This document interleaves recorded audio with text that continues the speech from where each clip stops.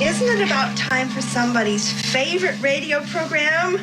Yeah. 97.3 ESPN presents The Sports Bash with Mike Gill. When I'm driving, I got a guy on the radio who talks to me. I can't see him, but he talks to me. Now, live from inside the Ocean Casino Resort Studio, here's Mike Gill.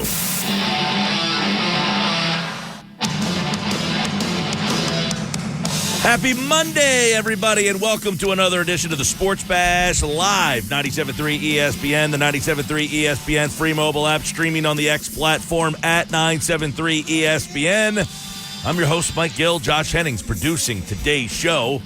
You out there, we've got, a historic start for the Phillies. Just how good is this Phillies team? Is it time to, really examine what we're watching here? This team's 20 games over 500.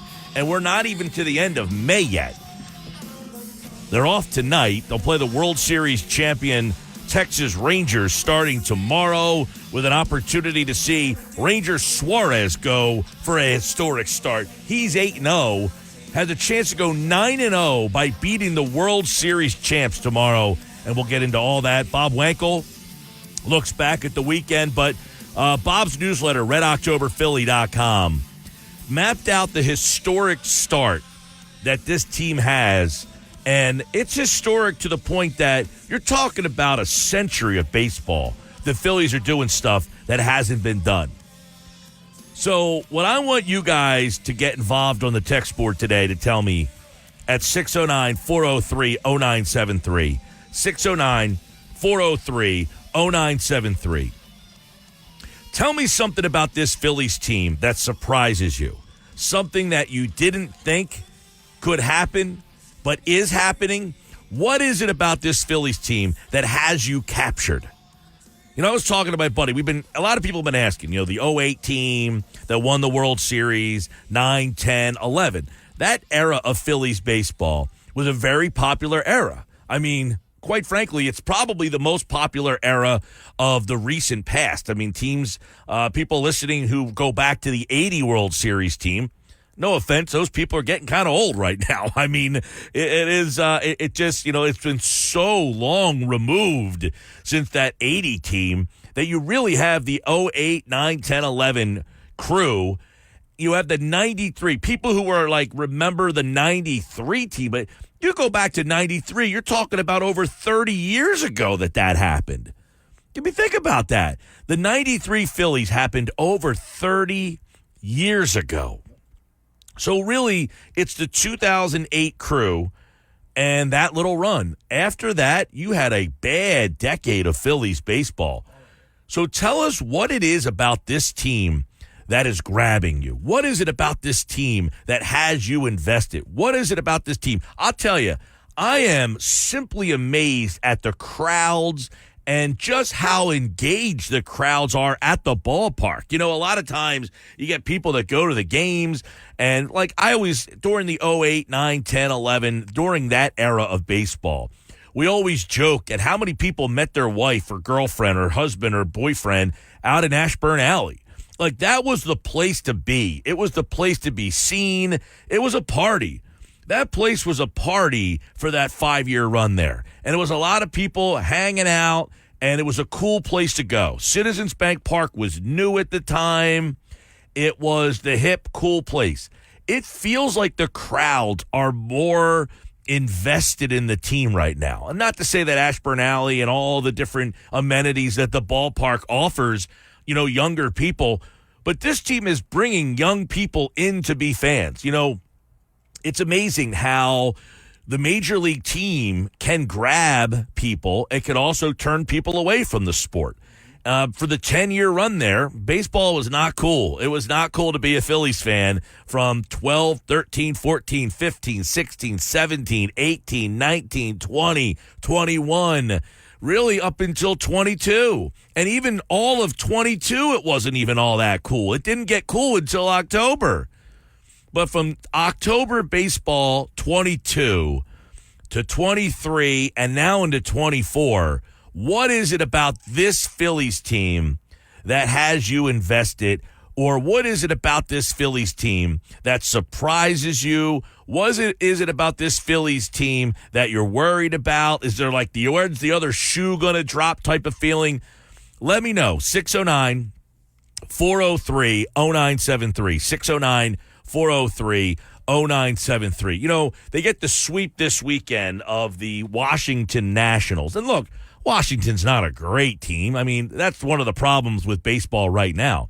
There's just not a lot of measuring sticks. There's just not a lot of good teams. I mean, you look at the National League. We talked about this last week. I mean, the wild cards are almost locked up at this point for 2 of the 3. You can make a strong argument in the National League that the Atlanta-Philadelphia, who doesn't win the division, they're going to get 1 wild card. The Cubs feel like they could get the other one. And then you have a plethora of teams. Now, look, this could change as the season goes on. But right now, you have 3 division winners and 2 other teams. 2 other teams in the National League that are over 500. Philadelphia, Milwaukee, the Dodgers, Atlanta, the Cubs. That is it.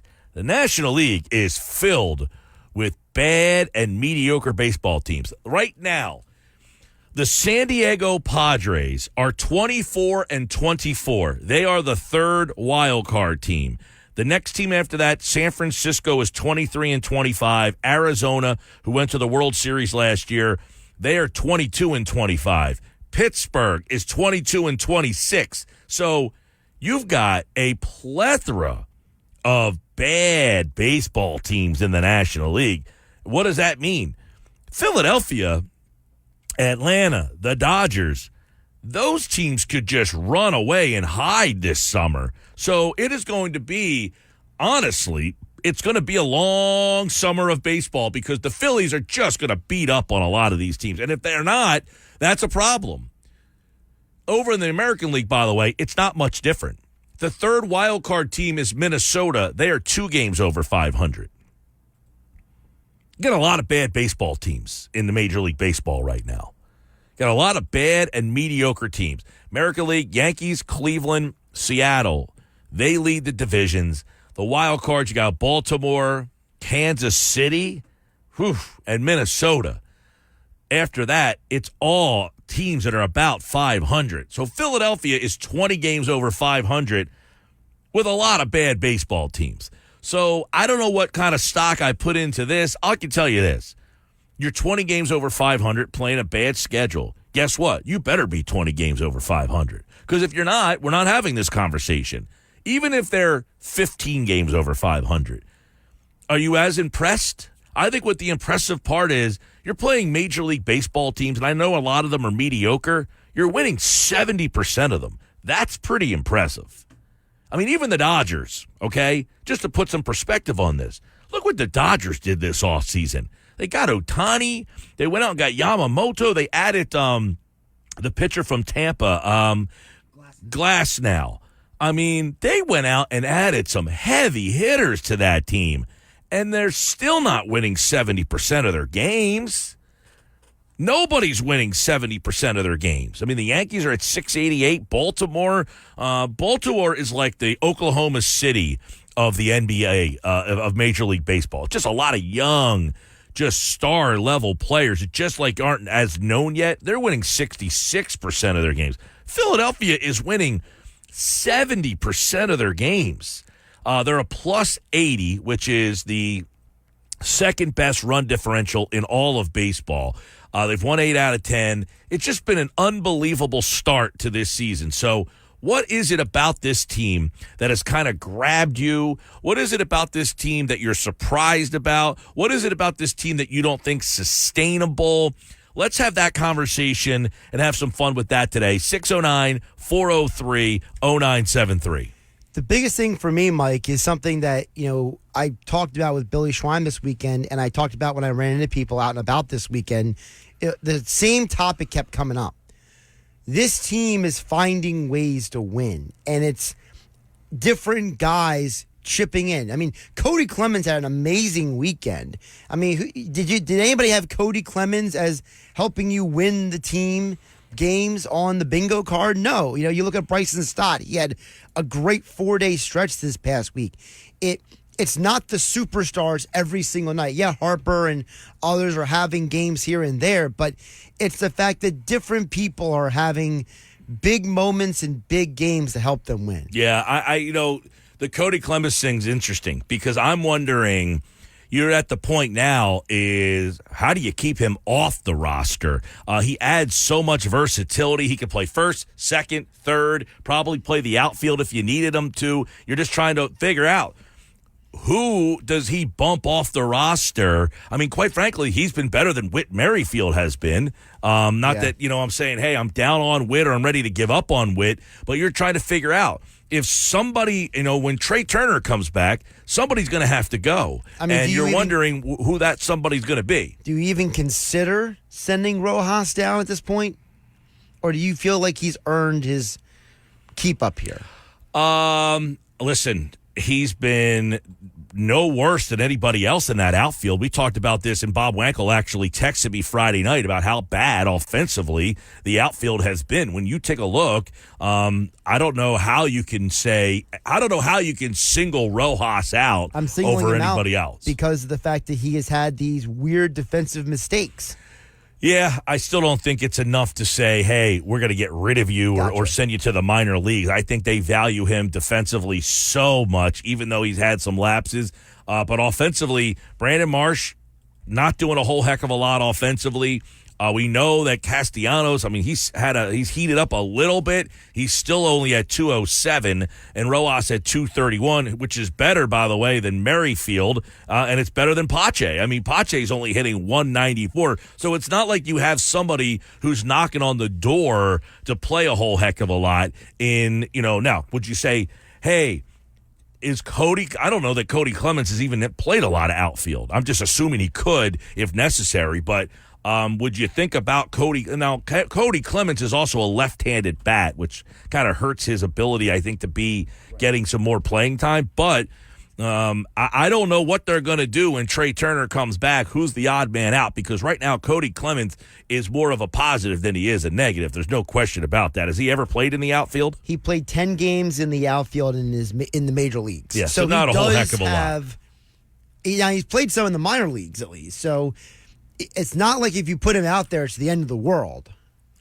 No, I'm wondering if they would give him that shot just to find ways to get him out there. Like, for instance, I know they wouldn't do this, but Nick Castellanos has been struggling. There's no question about it. He has come on lately.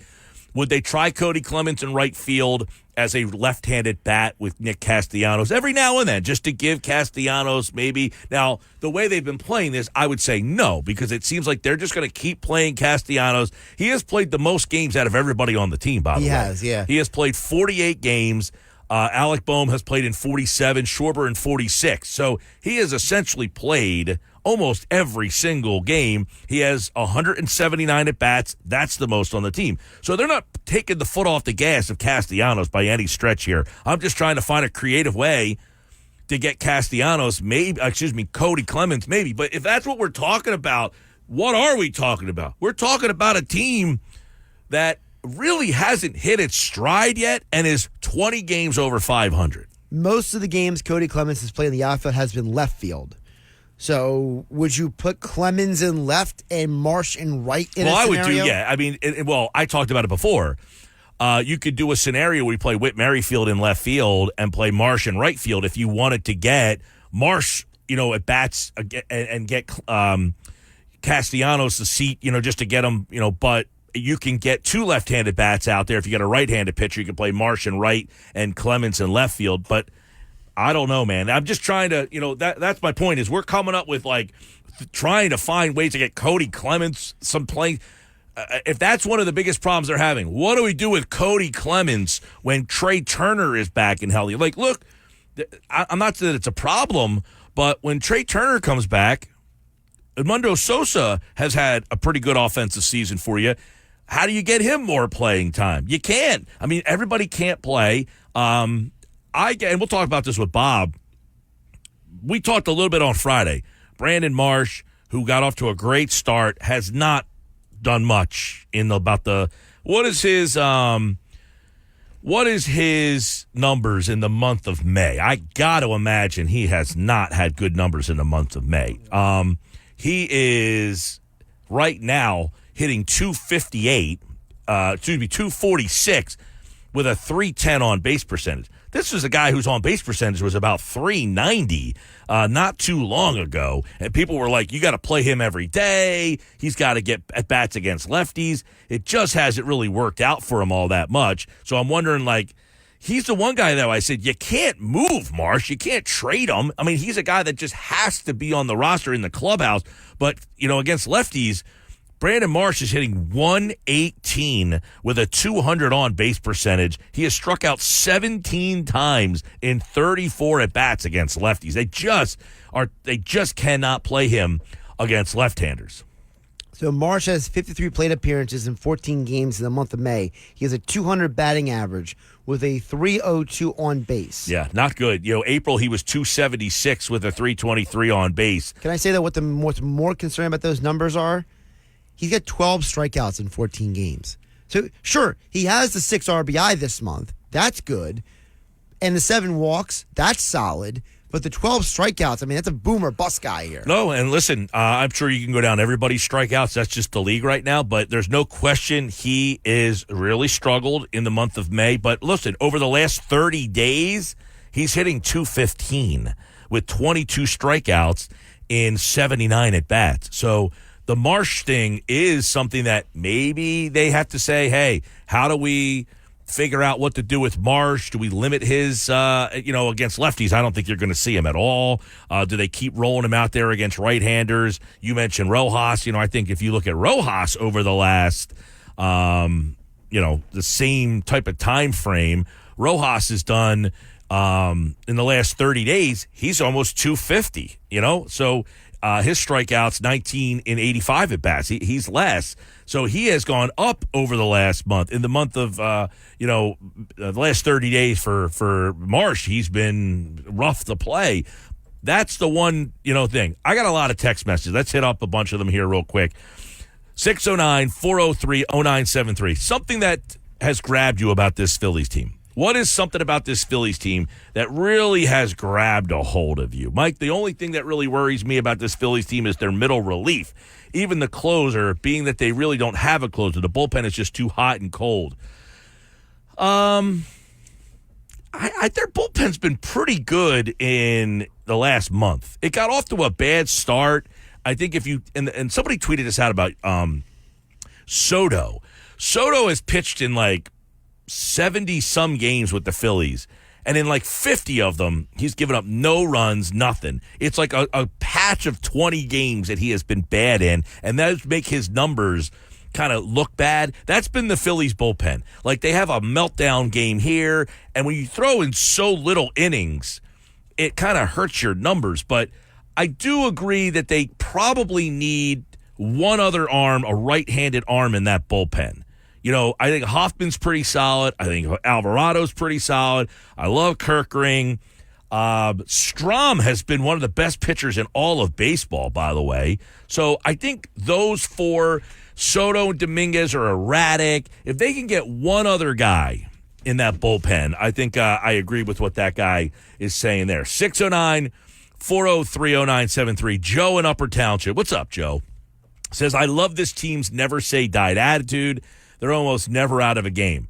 That is something that will grab you, right? Is that the game is never over. What did Nick Castellanos say the other night? I don't think he knew how many outs that you have to get in a baseball game. He said, the game's never over until you get, all 9 innings. I think he was trying to find 27 outs. But, in fact, I think McCarthy said, 20, or Schmidt chimed in. He said, 27 outs. But, Joe, you're right.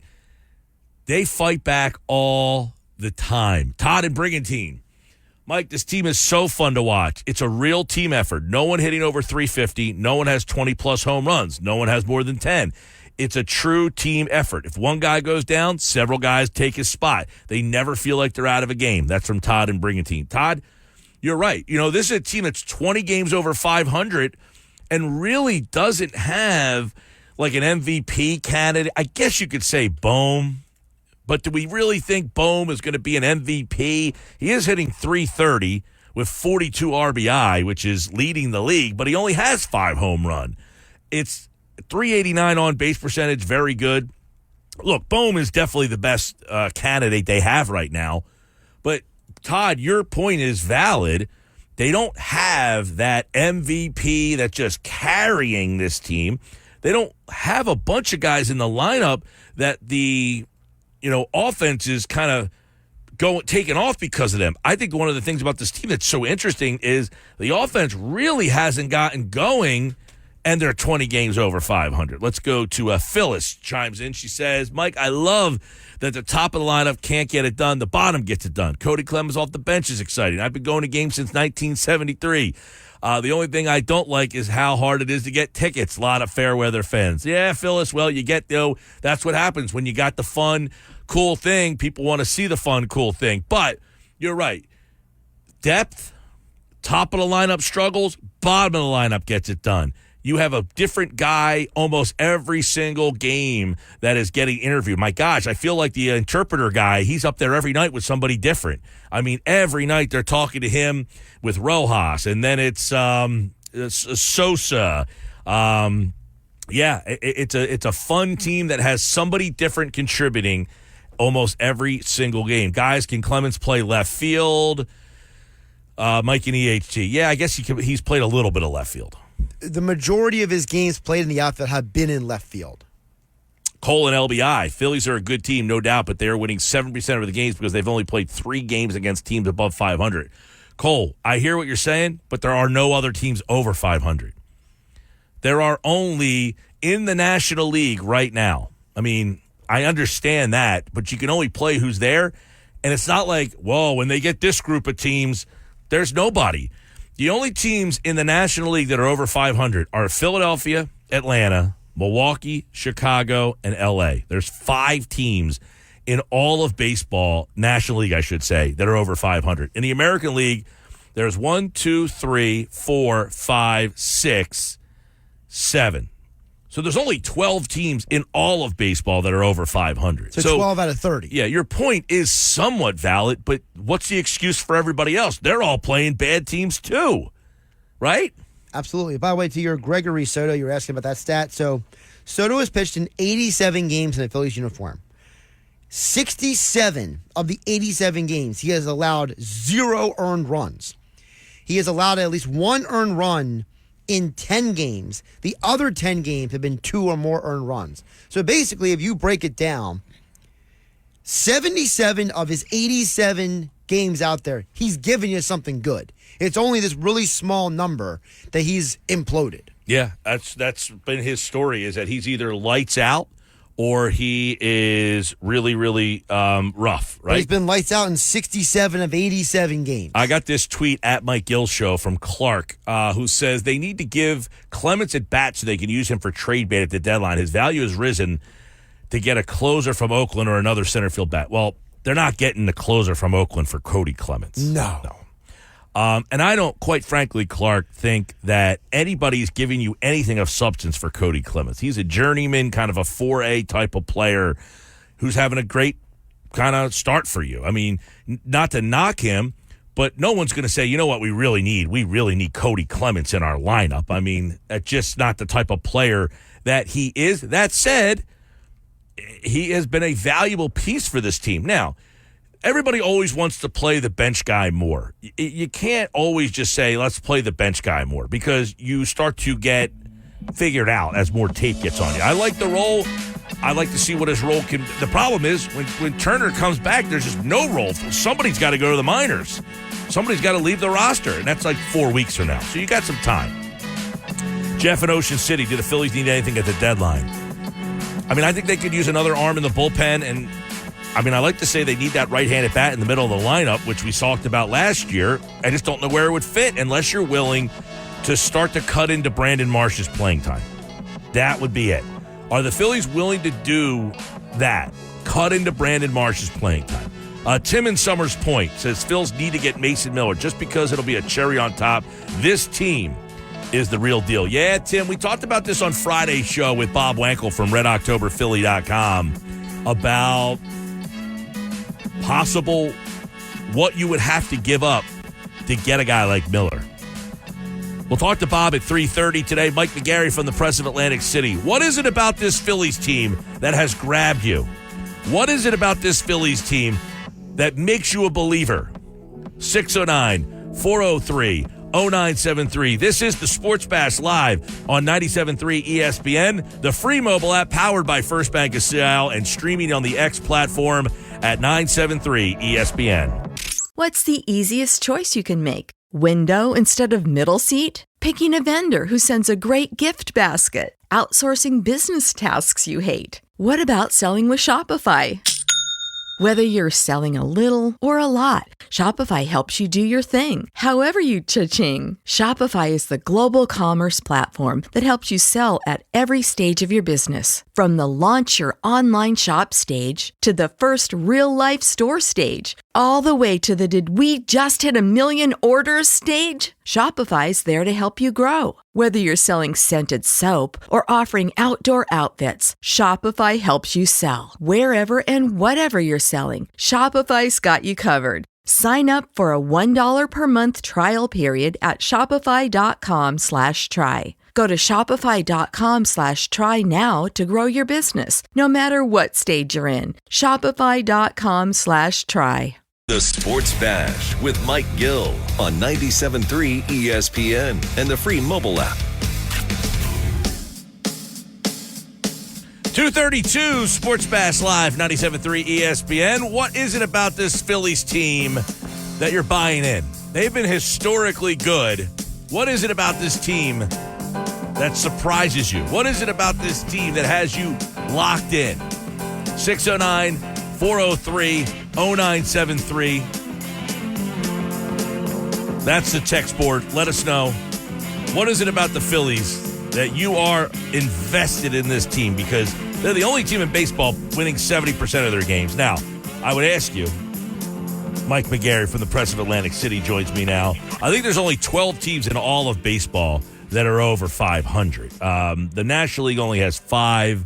The American League has 7, I think. Do you look at that at all, or are you saying, regardless, this Phillies team is really good?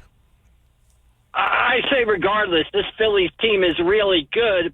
And I think, Mike, what you have to keep in mind here is you have 3 dominant teams in the National League right now, the Braves, the Phillies, and the Dodgers. All of them are on pace to win 100 games. And if you're going to have 3 100-game winning teams in a league, you're going to have some teams on the bottom line with not as good a records, but they're probably better teams. Just think about it. If the Phillies, the Braves, and the Dodgers only won 90 games, that's 30 more wins to spread around the National League. So I think what you're seeing now is really a product of 3 dominant teams in the National League, and it's kind of making the other teams in the league look worse than they are. Yeah, and that's another thing. I said, it's one thing. There's not that many teams with winning records in the entire league. I said, what are the other teams? The Dodgers, who spent all this money, they're not winning 70% of their games. Atlanta's not winning 70% of their games, and they're playing a very similar schedule where there's just not a lot of good teams. So I think you take a look at Philadelphia, is they're getting the job done. But what are some of the reasons, Mike, as they have this night off, they're going to play the World Series champion Rangers? What are some of the reasons that maybe you didn't see coming that have happened for this team to get off to this start? Well, starting pitching, and by that I mean, we know that Wheeler and Nola were going to be excellent or, above average starters, 2 of the better starters in the National League. But did any of us see Ranger Suarez doing what he has done so far this season, 8-0, 1.50 ERA? Did any of us see Christopher Sanchez doing what he has done so far this season? So that would be the number one surprise to me, that middle to back end of that starting rotation. And that starting rotation has kind of keyed the whole thing. Tonight, it seems the Phillies starter is going in a spectacular effort. So that, to me, has been the number one thing, has been the starting pitching and just how good it's been on a night-in and night-out basis. Mike McGarry for the Press of Atlantic City. Yeah, is the starting pitching sustainable? That's a tough question because, you kind of go through peaks and valleys, but we really haven't seen the valleys for this starting pitching staff, right? I mean, Ranger Suarez seems to get better every single time out. You had one kind of mediocre outing from Wheeler. Nola throws a complete game shutout. I guess the only questions is what's going to happen with the back end of your rotation. Somebody asked earlier about the bullpen. Do you have concerns about this bullpen and the back end of the rotation? As far as the starting pitching sustaining this, look, if Ranger Suarez sustains this, it's going to be one of the greatest seasons in baseball history. So obviously I would expect him to sort of regress to the mean a little bit. But meanwhile, he's got all these performances and wins banked in, so you're already benefiting from that. Mike, when I look at the bullpen, I see a bullpen that's maybe the best bullpen in baseball. Would I like one more power right-handed arm in that bullpen? Absolutely. But there is a lot of talent back there with Alvarado, Strahm, Hoffman, Kirkring, but I can see, especially with Sir Anthony's struggles, that you might want to get one more power right-handed reliever, that can possibly shut down an inning or close a game for you.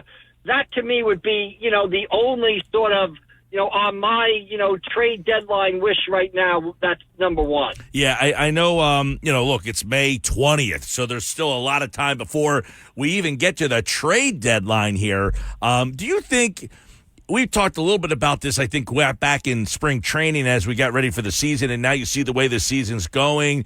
Do you think Atlanta is kind of not as focused on winning the National League East this year and that they're kind of okay if they go through some streaks and valleys as long as they get in? Yeah, it would only be normal for them to say, hey, we put the pedal to the metal and we won 100-plus games the past 2 years, and then we've been beaten by the Phillies in the division series, so what's the benefit of winning the division? When I look at Atlanta, though, I still see a good team, but I see a team that hasn't really hit so far this season. Acuna not off to a great start. Matt Olson, I think I looked this morning, he has only 5 home runs. He hit 50-something last year. Austin Riley hasn't really hit. The thing that worries me about Atlanta, Mike, is the same problem that they've had the last 2 seasons against the Phillies.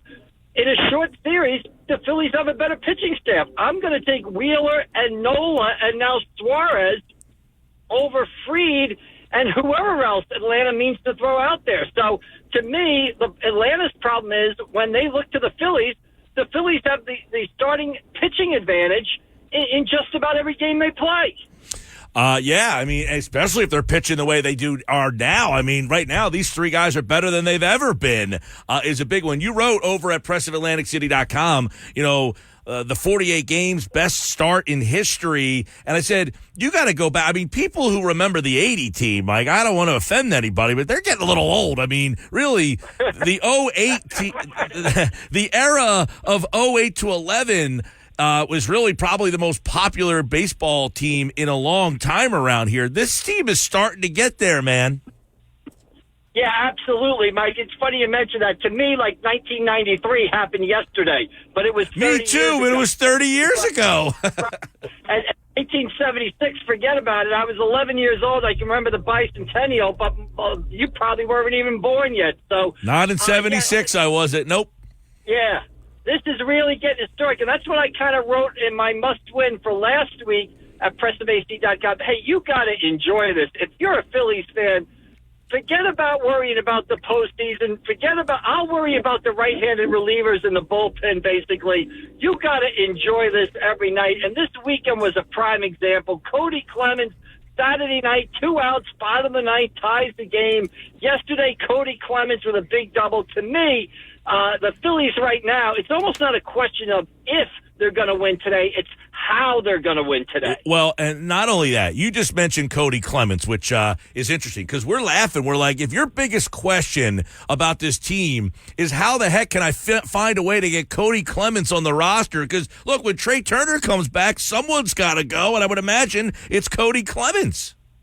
Yeah, absolutely, Mike. And here's the key. Every good team, really great team that I've seen that has had a great regular season, we're talking, Yankees teams of the past, 86 Mets. Even think of the Phillies from 07 to 11. Think of a guy like Greg Dobbs, some of the big hits he had on those teams.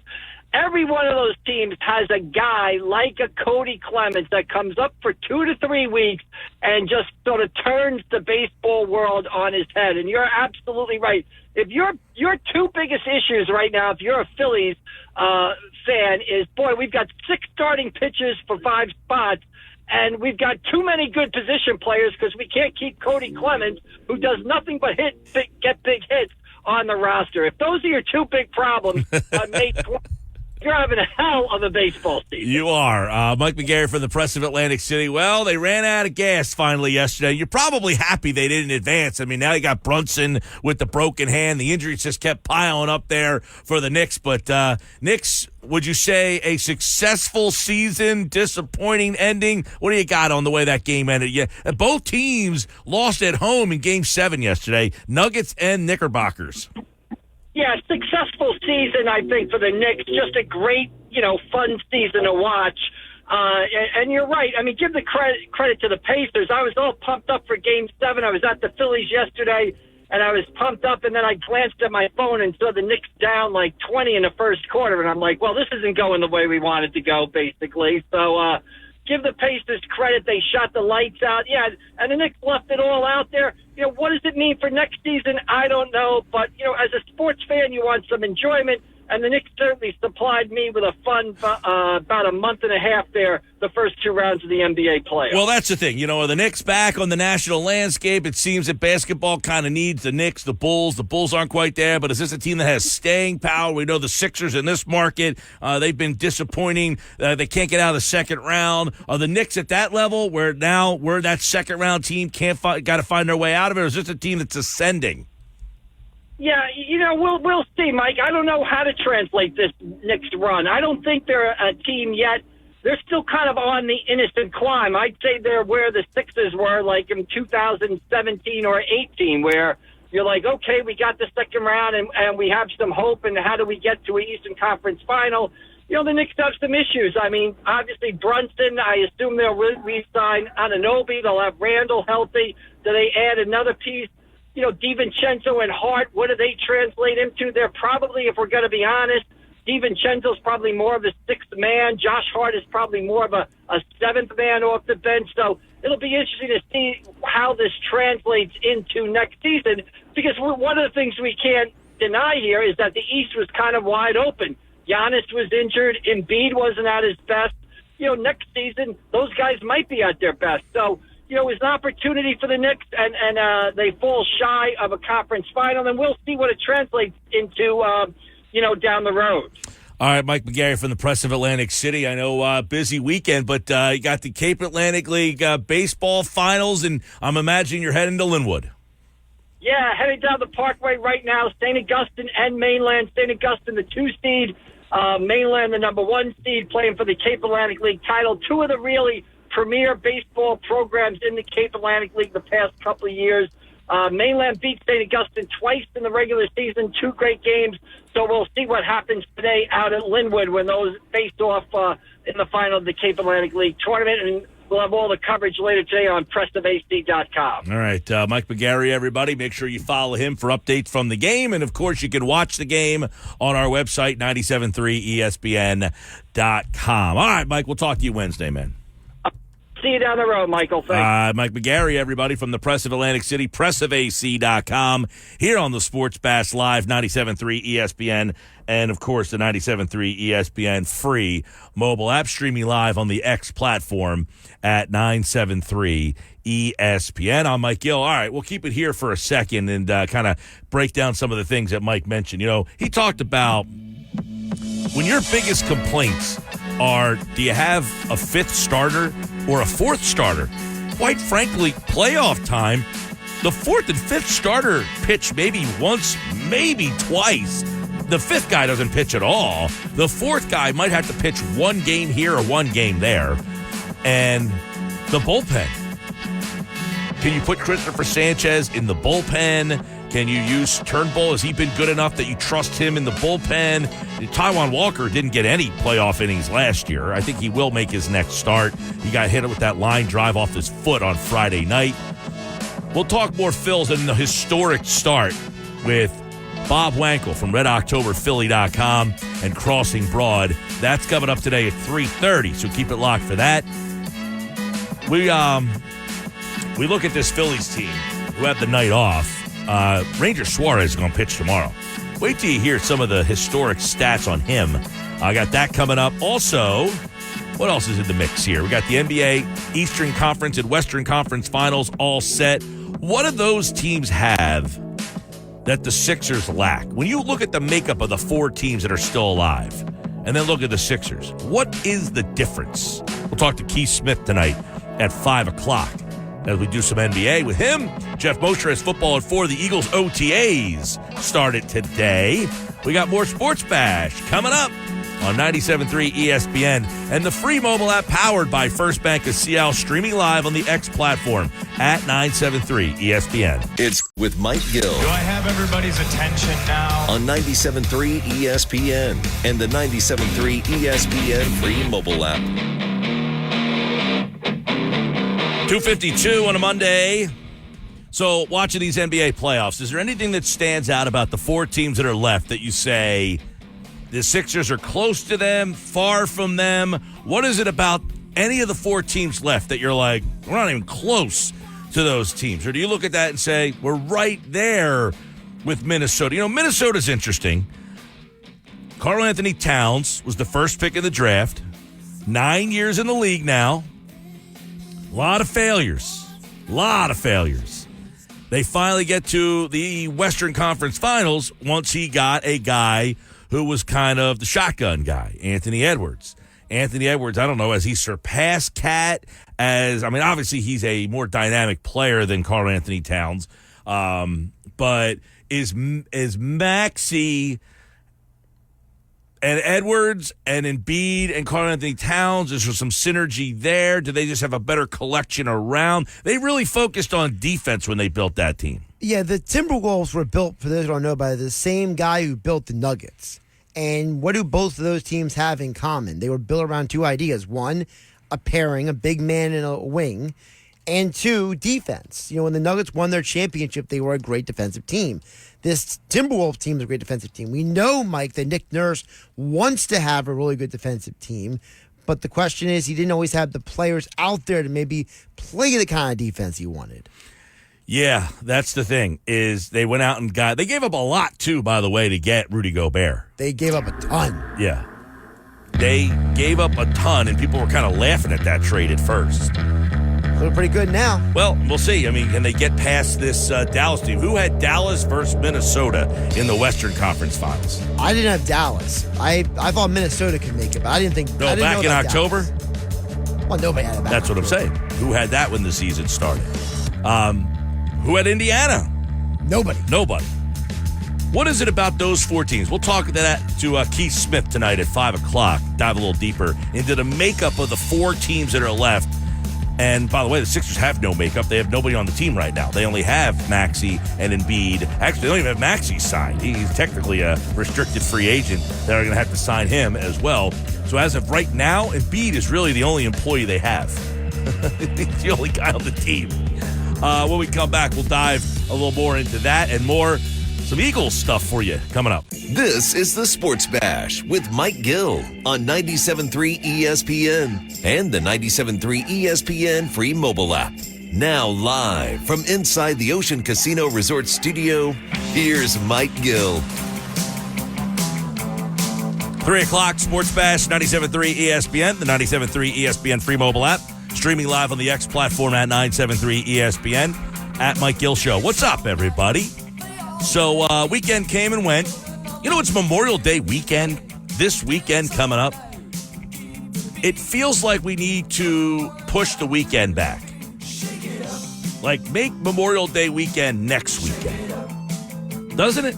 Does this weekend feel any bit like Memorial Day weekend?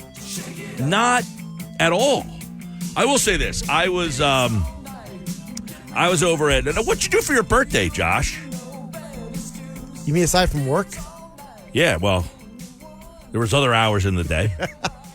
I made a couple stops on Saturday evening. I went to Slack Tie Brewing. I went to Sea Isle for a bit. So Oh, nothing crazy. see how jumping this time of the year yet? It was actually busier than I expected, considering how cool it was outside. Yeah. Well, Saturday rained all day. Right. That's why I said this weekend was miserable weather. It just didn't feel like Memorial Day weekend. Are people preparing to go to the beach on Saturday? I mean, I would like to go to the beach this coming weekend, but I don't know if the weather is going to be available for the Does beach. it feel like that's about to be something that's a possibility this weekend? I know the weather's supposed to be a little bit nicer, but my Lord, the weather is just miserable. So you went over to you were in Sea Isle birthday. Did you have a couple of adult beverages? Yeah, well, I mostly spent most of my time over at the brewery because the Phillies game was on. What day was that? Saturday? Saturday. Okay. Well, what time did you get the Danny Ryan call? I got it at 7-something in the morning. So I mean, it didn't wake me up, but I saw that I had a missed call. The first one I got was 4 a.m. The second one I got 4 a.m. he called you? initially, but I wasn't awake for that one. I mean, did he think you were going to be awake? Danny's supposed to be in today, but he's still sick. I would ask him. I said, So you called Josh at 4-something in the morning? I'm going to pull up my call log and read off, because he actually called me multiple times. And he also texted me asking me. He to call called him. me, and then he texted me. But it was a 7 o'clock in the morning call on Sunday morning. Let's see here. Let's see here. The one call was 4:14 a.m. 4:14. Then 6:57 a.m. 6:57 is I think that's a little bit before the time. And then 7:31 was the one I finally rolled over and Now, grabbed. do you keep your ringer on? It's on vibrate. But And my that wakes phone is you up? right next to my bed. So The vibrate will wake you up. yeah, because usually the vibrate makes an annoying noise, and it's kind of an abrupt sound, snap me out of it. So, yeah. So Danny was sick this weekend. He was supposed to be in on Sunday. Now, did you work Saturday too? Yes, I did. What was wrong? Oh, Nick's still away. Nick's on vacation. Right. So Nick does the Saturday locker room. Danny does the Sunday. And Nick actually told me, he's like, I kind of feel bad now. He says, because if I was there, I would have come in Sunday instead of you. To which I appreciated the sentiment. Wait, Nick's back? No, I texted him yesterday. Oh. Because he was like, what are you doing in on Sunday? Because he was listening to the show. Mm-hmm. Oh, if he was here. Yeah, Nick's like, if I was there, I would have come in. Yeah. So Danny got sick. Apparently he had a stomach bug. That Someone had a everybody's stomach been having. bug, yeah. So you went out Saturday for your birthday, Right. not anticipating that you were going to get this call. Correct. So Sunday wasn't fun.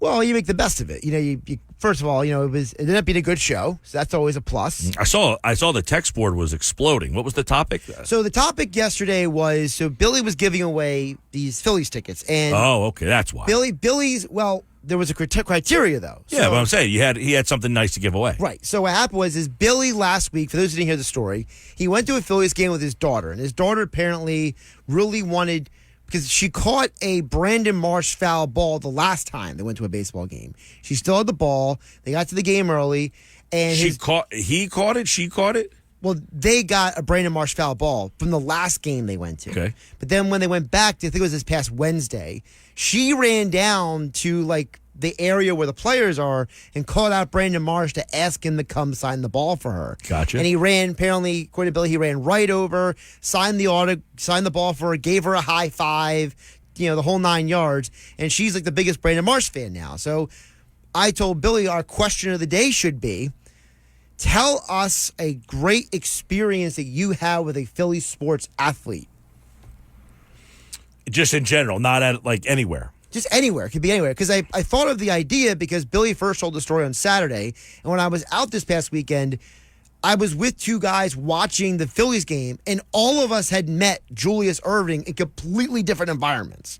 All three of us. Well, do you ever hear the Dr. J story that we had one time? Did I ever tell you the story? I don't know if you were working with us yet. I don't think you were. Was this the one in Avalon?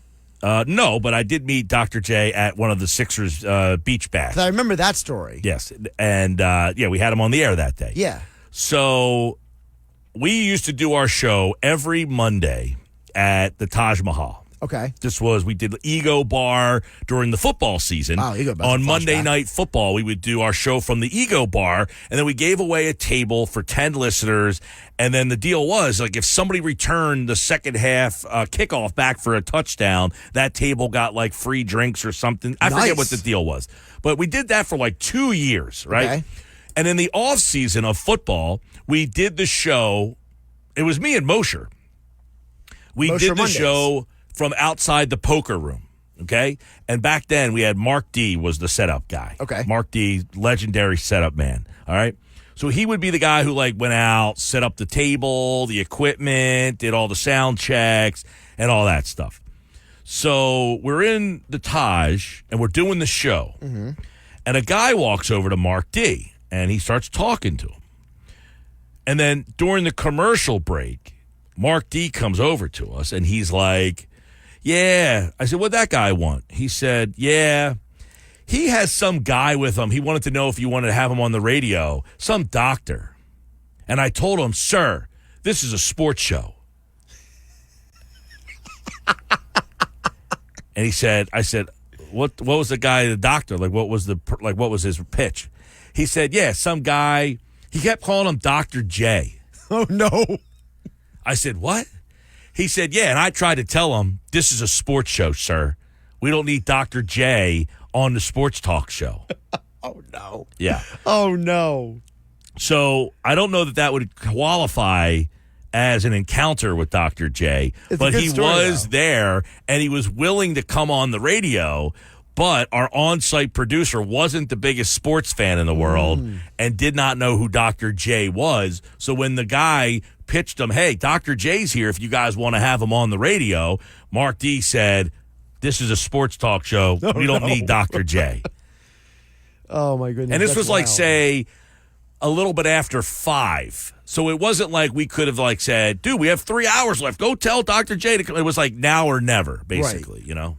That's a shame. Yeah. But it was a funny story that we can now tell. Exactly. Yeah. I don't like, I met Dr. J at the Sixers Beach Bash the one time. Nice guy.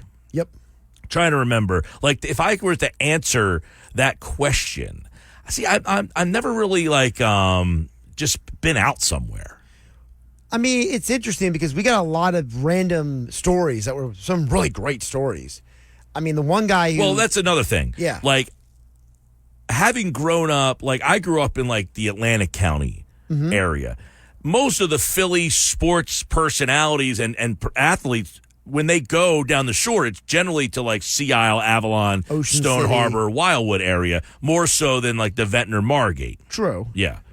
So I wouldn't be running in, like, if you are someone who beaches down in Cape May County, you're more, likely to run into somebody in one of those places. See, it's not a Philly athlete, but my favorite story, Mike, that you have told about an encounter with an athlete was the one that involved you, your dad, and Mike Tyson. Oh, when Mike Tyson did his one-man show. Yeah. Yeah. To me, that's Well, my one of dad your was a best boxer. stories. And we went to see Mike Tyson's one-man show. We had the meet and greet afterwards, so we got a chance to meet Mike Tyson. So when we went through, like, the meet and greet line, we got up to Mike Tyson, and my dad says, hey, I fought a guy that you used to spar with. And Tyson knew immediately who he was. Like, soon as my dad said the guy's name, Tyson was like, yeah, I know that guy. Yeah. Like, it was pretty funny. I'm thinking, my dad fought this guy who used to spar with Mike Tyson. It's such a great story. Tyson's hands were like catcher's mitts. They were gigantic. Like, now when a guy's like, by the way, how many people knew that the heavyweight champion changed hands on Saturday? Yeah, very under the radar. Very under the radar. Like, who knew that Tyson Usyk. Fury was fighting, number one, Well, that's true. and number one. two, that he lost, and we have and by the way, not only do we have a new heavyweight champion, it's like historic. This is the first time in a very long time it's been all the belts, one guy. He has every single belt. He is the true unified heavyweight champion of the world, and I don't know that anybody's ever heard of him. No one knows who Alexander Usyk is. No, I barely have heard of the guy. Like, I literally, when I saw that he won the heavyweight championship Saturday, I could not believe it. I said, I don't even know what this guy looks like. I don't know anything about him. Like, how many people, by the way, so I went to Ocean Saturday night. Thanks to the people at Ocean.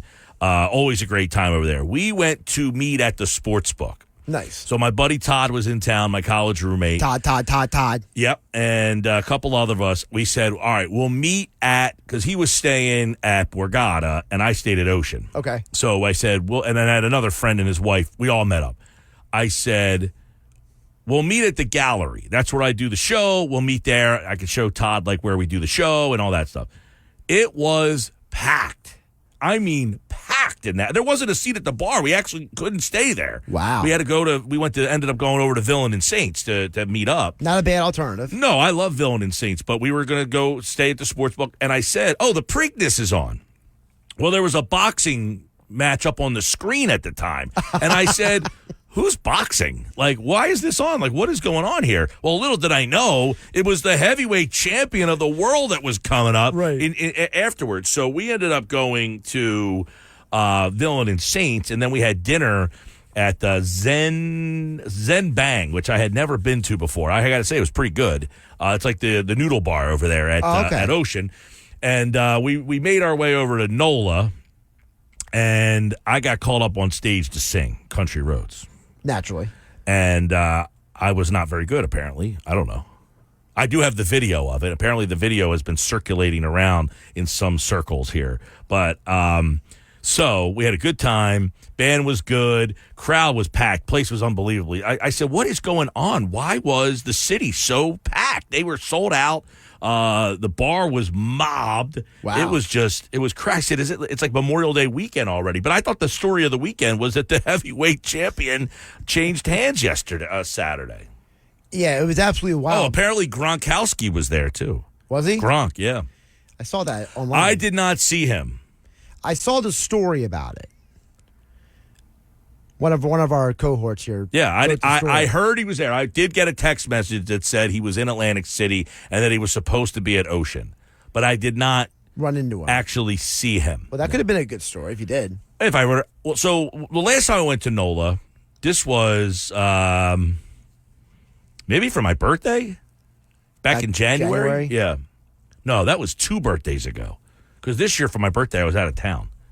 It was 2. I don't know. Whenever I was at NOLA in the recent past, Brent Selleck was there with somebody else. Interesting. And the next day, they showed up at Lincoln Financial Field because I think it might have been Deshaun Jackson's retirement. Did they do something for just Deshaun Jackson's? Yeah, he retired as an Eagle. Right, but did Selleck and others do something that day, or were they there? Anyway, they showed up at NOLA that night. And they had the same outfit on at the Eagles game the next day. Oh, that's funny. Yeah, because they were pretty torn up. Nice. And it was late at night. It were early in the morning, if you will. Yeah. And they showed up. I said, how are these guys going to go? And that was a 4 o'clock game. So halftime was probably more in the 6 o'clock range. Probably helps. So they had a little bit of the day. I forget why they were. So that was Does anybody Super Bowl remember year. why Selleck?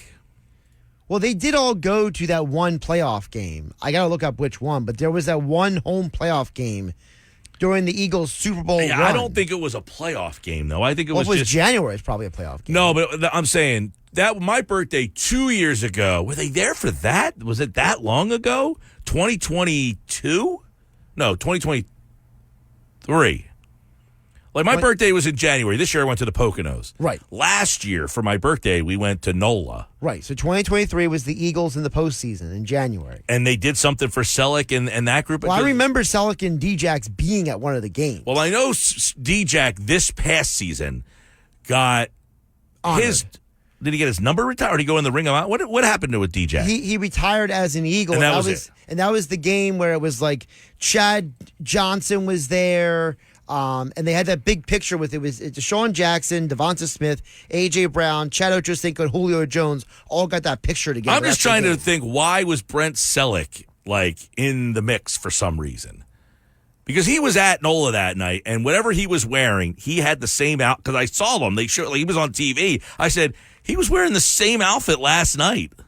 That's like a warrior right there. That's a classic. That's a long day at the office. So yeah, I mean it was a good time. We're wondering though. We were like, why was it so crowded around? Was it like that's why I asked you down in Sea Isle? Was it crowded? It was way busier than I expected because I figured I was going to go to Sea Isle and Like is Sea Isle open? Like is everything open now? Pretty much, yeah. It actually was open and started being open a couple weeks ago. I know some of the places like try to get going early to kind of just like softly get off the ground. I mean, I was walking around town because for those who don't know, what I do when I go to the island towns, I just kind of like plant my car somewhere and I just go out and walk. Like I don't actually drive everywhere. So for me, I'm just walking around town. I'm like, what are all these people doing in town? And it's like, it was not warm. You know what I mean? It wasn't like it was raining when for most of Saturday it was raining because we went up to Philly to watch the boat races, the Stotesbury, the crew races were Saturday. So we were up in Philly before we went out, and it was pouring on the drive home. Right, you got umbrellas and rain jackets, and but it wasn't raining Saturday night, but it was just cool. Like it was unseasonably cool, and I was like, where do all these people come from? Yeah, I was surprised, but this weekend being Memorial Day weekend, I mean, there was a line. Like usually, for those who don't know, in the off-season places like, for example, the OD in Sea Isle and the Princeton and Avalon, they don't usually have like big lines in the off-season. There was a big line to get in some of these places. Well, it's not exactly the off-season anymore. That's the thing. Is like, but it's where do you weird draw because the line? The weather has never been good this whole spring. The weather has not been nice more than like 2 or 3 days. Now, we haven't had a cold winter, but it's like the extension of whatever miserable weather we had in the winter is now extending over to now. So what's this Memorial Day weekend going to be acting like here? It's a good question. I mean, I remember a few years ago, it was a miserable Memorial Day weekend, and my cousin Ryan and I, we went out in Wildwood, and I remember it was like cold and dreary, and it was like there weren't that many people out and about. And you were like, well, obviously. Well, that wasn't the case this weekend. It was definitely it was the opposite. It was definitely hopping out there this weekend. Sports Bash Live, 97.3 ESPN, the 97.3 ESPN free mobile app. I'm trying to think, like, when I've been to Clearwater, I ran into Garrett Stubbs one time. He was sitting next to me at, like, the counter having breakfast one time. We sat next to each other. Now, I didn't say anything to him, but like literally he was like the seat next to me. Gotcha. And because like there's this one place that you could sit at the bar if all the because if you have to, sometimes you'll wait for an hour to go in some of these places. So you're like, oh, I'll sit in the thing if I can, you know? Right.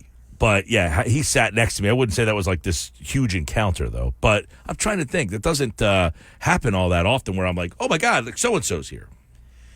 I mean, I also wouldn't talk to them. I mean, I remember one time a bunch of us were out for like a work Christmas party. Oh, that's right. And you ran into Baldy. Baldinger and who else was there? Yeah, Vince Papali. Papali, yeah. Yeah, they crashed our Christmas party. Yeah. Yeah, that was a long time ago. That was over at the Tropicana. Yeah, it's definitely Tropicana the Quarter. Cuba Libre. Correct. Yeah, we were having the company party there, and they crashed it. Yeah. Yeah. I remember that. Yeah. Sports Bash Live, 97.3 ESPN, the 97.3 ESPN free mobile app, streaming live video on the X platform at 973 ESPN. Hey, I want to tell you all about my friends over at Progressive Fence and Railing. You know, it's funny because this time of the year, we're talking about the weather and everything.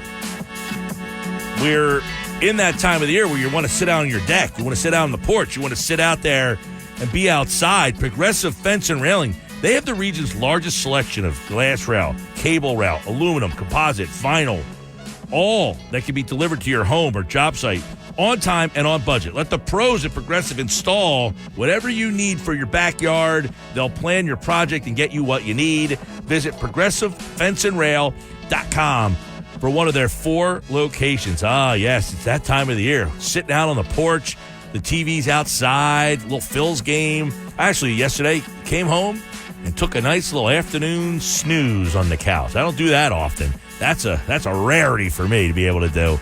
When we come back, Bob Wankel from RedOctoberPhilly.com on just how historic the Phillies' start has been. How good have the Phillies been? The Phillies are doing things that a few other teams in the entire league have accomplished this century. He'll explain next on the Sports Bash live on 97.3 ESPN. You're listening to the with Mike Gill And it just keeps getting better. on 97.3 ESPN and the 97.3 ESPN free mobile app. 327 Sports Bash. It's a Monday. What's up, everybody? I'm Mike Gill. Bob Wankel from Red October Philly, Crossing Broad, covers the Phillies. He'll be joining us in a couple of minutes from now. We'll get him into the conversation. He wrote in today's newsletter at redoctoberphilly.com about how historic the start has been for the Phillies. We'll get his news, notes, observations, and all that stuff. By the way, Phil's off tonight. Ranger Suarez will pitch tomorrow. He with a 1.37 ERA and an 8-0 record. He'll take on John Gray, who's been pretty good this year as well. The defending champs kind of getting off to a slow start. I think they're right at 500 after the weekend. Did anybody watch the Braves game last night, cheering for them to blow that game? Well, they did. They figured out a way to blow that game last night, Sunday Night Baseball against the Padres, and they've lost 3 in a row. And now Atlanta sits 5 games back in the National League East. They are 5 games back of the Phillies in the National League East. I mean, I don't want to talk about anything crazy right now, but imagine if the Phillies were 5 games back of the Braves. You know, the last couple of years, that's been the problem. They've got off to these slow starts, and by June, the NL East seemingly is over, and the Phillies have been playing for wild card positioning in 22 and in 23. Now, are they about to run away and hide from the pack? We'll talk to Bob Wankel from redoctoberphilly.com. It's the 6th straight series sweep, or not straight, it's the 6th series sweep of the season to put them at 34-14. That is a 20 games over 500, which is the best they were at any point of last season. They were 20 games over 500 was the high water mark for them all of last year. They are already there, and if they win tomorrow, they will surpass that on May 21st. Think about the historic nature of this season. You've got guys like Zach Wheeler, Christopher Sanchez, Aaron Nola, who have all, thrown at least 7 innings in their starts here. One had a complete game shutout, which is unheard of in today's game. I mean, some of the things that the pitching staff is doing is unheard of. Some of the things that this offense is cranking up. Alec Boehm, historic right now. He's not going to break the franchise record of RBI. That's 170, I think, is the record. So they're not going to get to 170. He's not going to get to 170, but he has a shot right now, I believe. Correct me if I'm wrong on this, but I believe Alec Boehm leads the entire National League in ribbies at this point. He might be tied for first. But in fact, in all of the majors, it's him and Ozuna both have 42. I think Jose Ramirez leads the American League with 41. So you've got historic offensive output from not historic, but you've got league-leading offensive output from Alec Boehm. You've got the tremendous pitching right there. They are really doing things that we've never seen before. So we'll talk to Bob.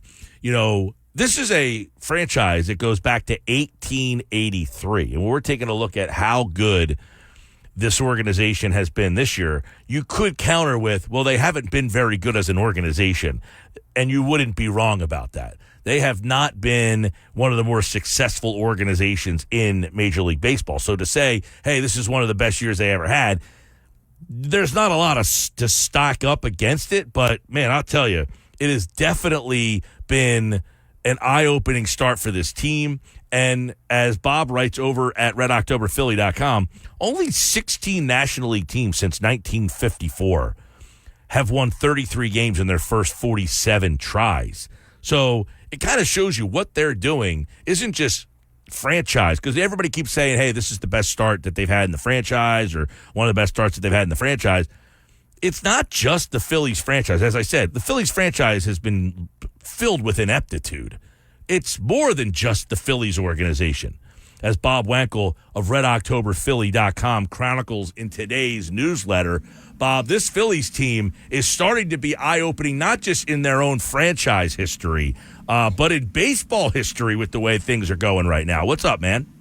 Hey, good to talk to you. It's been crazy to watch this. I mean, we've always looked at this season as, hey, it's championship or bust. Can they compete in the East? And are they good? Yeah, but how good are they? Well, right now, I don't know what's going to happen a week or two from now. Maybe we'll all go back to our anxiety-fueled analysis of this baseball team. But right now, they are awesome, and they are absolutely destroying every opponent in front of them.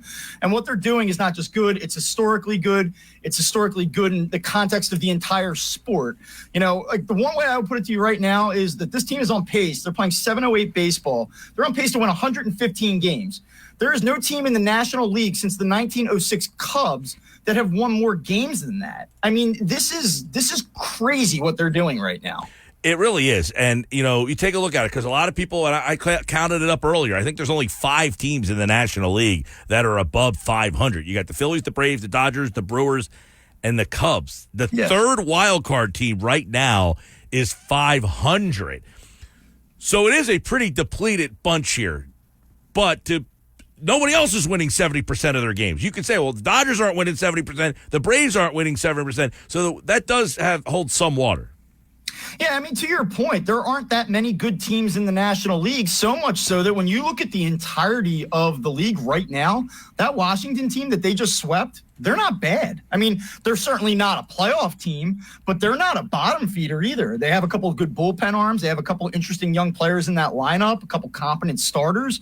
That's not a team that you just sweep all the time. I think that a lot of people are looking at this like, oh, it's the Nationals, or it's this team or that team, or some of these teams are a little bit better than people realize. Like, they went out to San Diego and swept that Padres team, and I wouldn't be surprised if the Padres are a playoff team this season. That's what we're talking about right now. Yeah, and you wrote over at RedOctoberPhilly.com, they're on pace to win 115 games. I mean, that's unprecedented. I guess the negative or the flip side to that is the last team that won 116 games, the Mariners, they did not win the World Series. So I guess a lot of people will wonder, hey, what is this team if they win 115 games, win the division, if it doesn't end with what we talked about way back in our first conversation, Bob, is the big picture for this team, I think, is they got to get it done with this group. Otherwise, they're running out of time.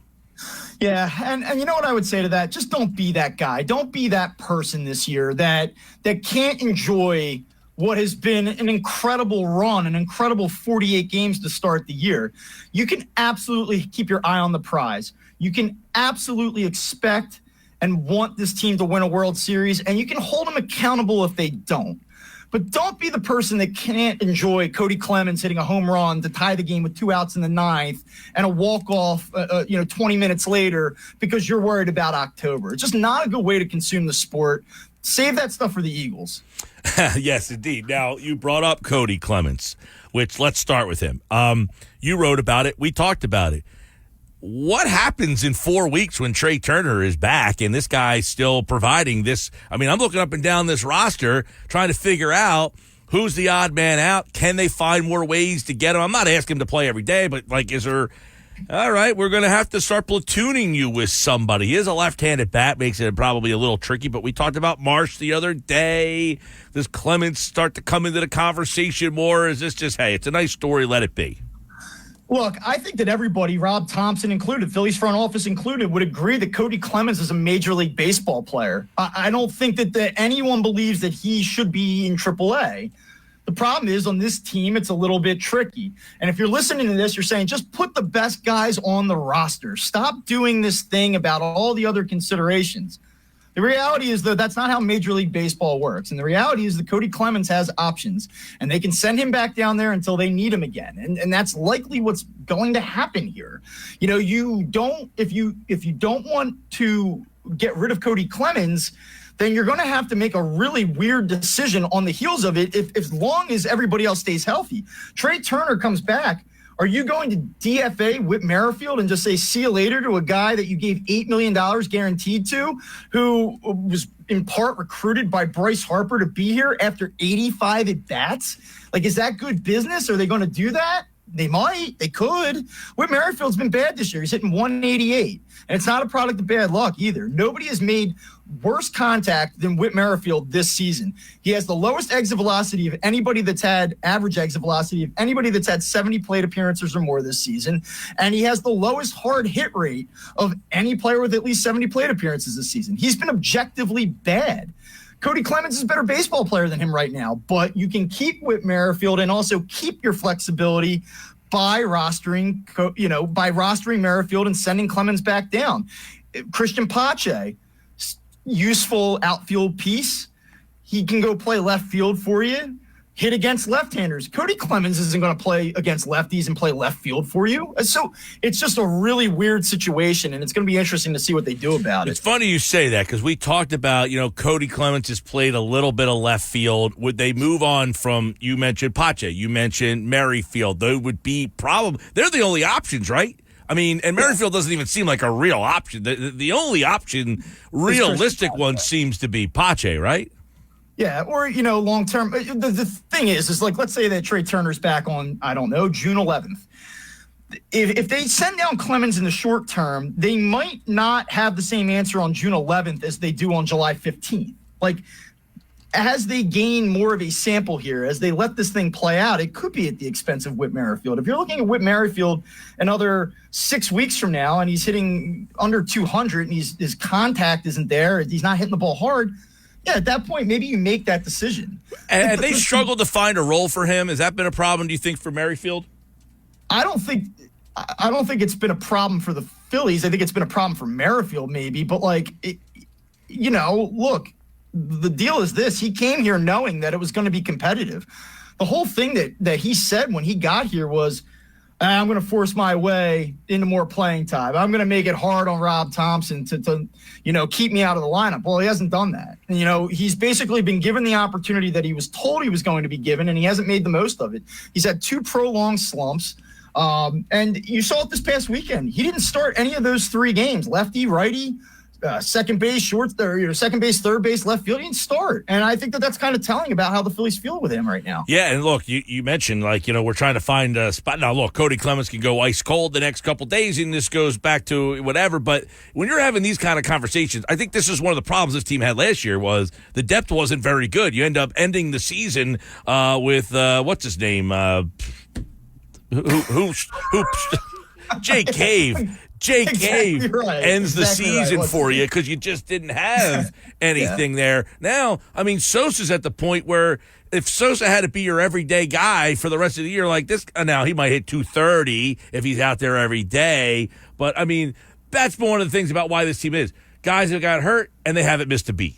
The depth is much better. 100%. 100%. Listen, I think that you run the risk of overexposing any of these guys. Cody Clemens, Edmundo Sosa, all of that. But they're intriguing options, and they're certainly good options for the way that the Phillies want to use them. And you're right. It's been 29 plate appearances for Cody Clemens. Am I going to cut a guy that I gave $8 million to guaranteed who has a veteran track record of success because Cody Clemens had a good weekend? Probably not. But guess what? That's not a knock on Cody Clemens. Cody Clemens can play. He can be a valuable bench piece for a good team, and he might, before the season's over, be one for this Phillies team again. Yeah. But yeah, the next 3 weeks can change everything. If Cody Clemens continues to be productive, then it might change things. We'll see what happens 3 weeks from now. Yeah, you guys asked the question over at Red October Philly. It's a good problem to have. What do they do with them? I don't know that there is an answer to this question at this point, right? It just let it play out, and when Trey Turner is ready to return, see what has materialized over the next 4 weeks. Whit Merrifield could be the hot guy hitting 320 over the last 4 weeks, and Cody Clemens falls in the bag here a little bit. But I'll tell you what, these are the conversations of a good baseball team when the 26-man's role is like, hey, how do we get this guy some more playing time? But I'll tell you what, we talked about Marsh a little bit on Friday. Still kind of struggling. Castellanos, whatever is going to be happening with him. You texted me Friday night. I was laughing, just said outfield, and I'm like, yeah, this outfield is a little bit of an issue offensively. Yeah, it really is. The outfield just is not really doing enough for them. And winning 70% of your games. Yeah, and you're winning 70% of your games. And It's kind of crazy to think about. Obviously, Castellanos had the 3-hit game yesterday. That's great. Hopefully that gets him going. We'll see. Time will tell. Definitely. And, I would get the feeling, though, Bob, that time will tell what happens with him, but there is no thoughts of doing anything with him. Changing him, moving him, sitting him. Like, I know he's been hitting a little bit. He's up to 207. But at what point do you look at it and say, we got a guy hitting 207 somewhere in our lineup, and that's not sustainable? Yeah, I think that they might make that decision come July, but until then, you're winning all these games, you're stacking wins. Like, you don't really have to do anything else. If you're going to keep winning games, you might as well figure out if your $20 million per year guy can get it done. I mean, that's probably your best course of action. Absolutely. What is you take a look at this National League. As we said, there's only 5 teams in the entire. That's unbelievable. By the way, is that just bad baseball? What is up with that? It's a little bit of bad baseball. It's a little bit of a lot of teams, I think, not really trying to be competitive right now. I think a lot of teams think, the Phillies are really good. The Braves are really good. The Dodgers are really good. We're not. It's not quite the NBA where, there's no value in being an 8 seed, against a healthy 1 anyway. You're probably not going to win it all. Like kind of what the Sixers ran into back in 2012, 2013. It's not like you got to break it all down, but I think there's a lot of teams that are like, this is not our time, and we're not going all in on it. Well, all right, so let me push back on that a little bit. You look at Arizona last year and where they are right now, but, isn't there a team out there that thinks they're Arizona? Yeah, there might be. I mean, I think that there are a couple teams out there that could be Arizona. I think that What's wrong with Arizona? I think Arizona could be Arizona. I think the Padres could be Arizona. I do think – I think the Reds, who have really struggled here recently, I actually think that Reds team is pretty good. Yeah. There's a world where they make a run and get back into it and get a playoff spot. And yeah, I mean, I think it's possible, but I just don't think a lot of teams build rosters that way.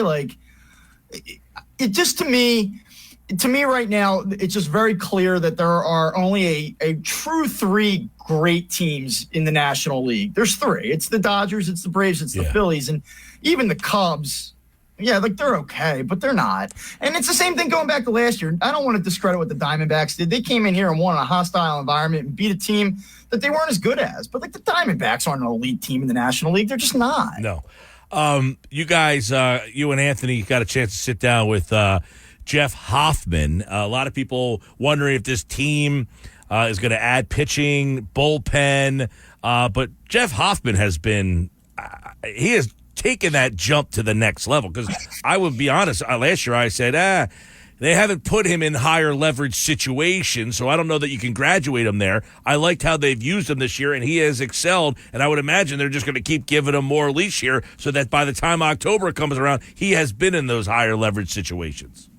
Yeah, that conversation was a lot of fun. We talked to him before the opener against the Nationals, and we'll drop that later. But look, he has been arguably one of the best right-handed relief pitchers in the sport this season. And Matt Strahm might be left, right, point blank, straight up, period, the best reliever in baseball this season.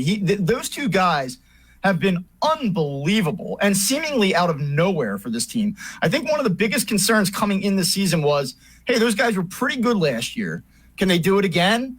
Not only are they doing it again, they're taking it to an entirely different level right now. A lot of fun so far, and we've been asking a lot of text messages coming in. What is it about this team that you're buying into? Why are you buying in? What's grabbing you? And the answers are a lot of they don't quit, they're never out of the game, they fight all the way, because there's not like MVP candidates all over the place. You got maybe some Cy Young candidates, I guess, 2 of them. Most likely, but we'll see who cranks up the offense. Is Bohm's offense sustainable? Who's the guy that gets hot coming up? We're not even to June yet. We haven't even got to hitting season, so we'll see what happens there. Phillies and the Rangers. Phillies got swept by the Rangers last time they played. They won the World Series. They'll play tomorrow night at Citizens Bank Park. Ranger Suarez, Bob Michaels going for 9-0. Who had that on the bingo card? I certainly did not, Mike. I certainly did not. It's been that kind of year, Bob Wankel. RedOctoberPhilly.com. Check out the newsletter. It just dropped this morning, and I got it fresh for you guys on this Monday. Thanks, man. All right, thanks, Mike. Bob Wankel, RedOctoberPhilly.com, Crossing Broad. Make sure you subscribe to his newsletter and check him out on Friday here as the Phillies getting ready for, they got the Texas Rangers this week, who's a good team. They're starting to play a little bit better baseball. They got the Rangers this week, the defending World Series champions.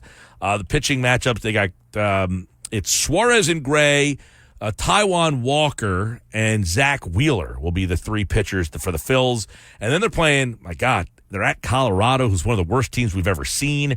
San Francisco is very mediocre. St. Louis, by the way, Sunday night baseball this week for the Phillies. Next week for the Phillies against the Cardinals, who are not very good either. Milwaukee, when they play Milwaukee on June 3rd, 4th, and 5th, right before they go to London, Milwaukee's a solid team. That's a pretty good team. They'll play Milwaukee, the Mets, at Fenway for 3, and then that series against Baltimore. Baltimore's a really good team. So by that time of the year, San Diego's good, Arizona, we think that they can turn things around. Detroit's been okay.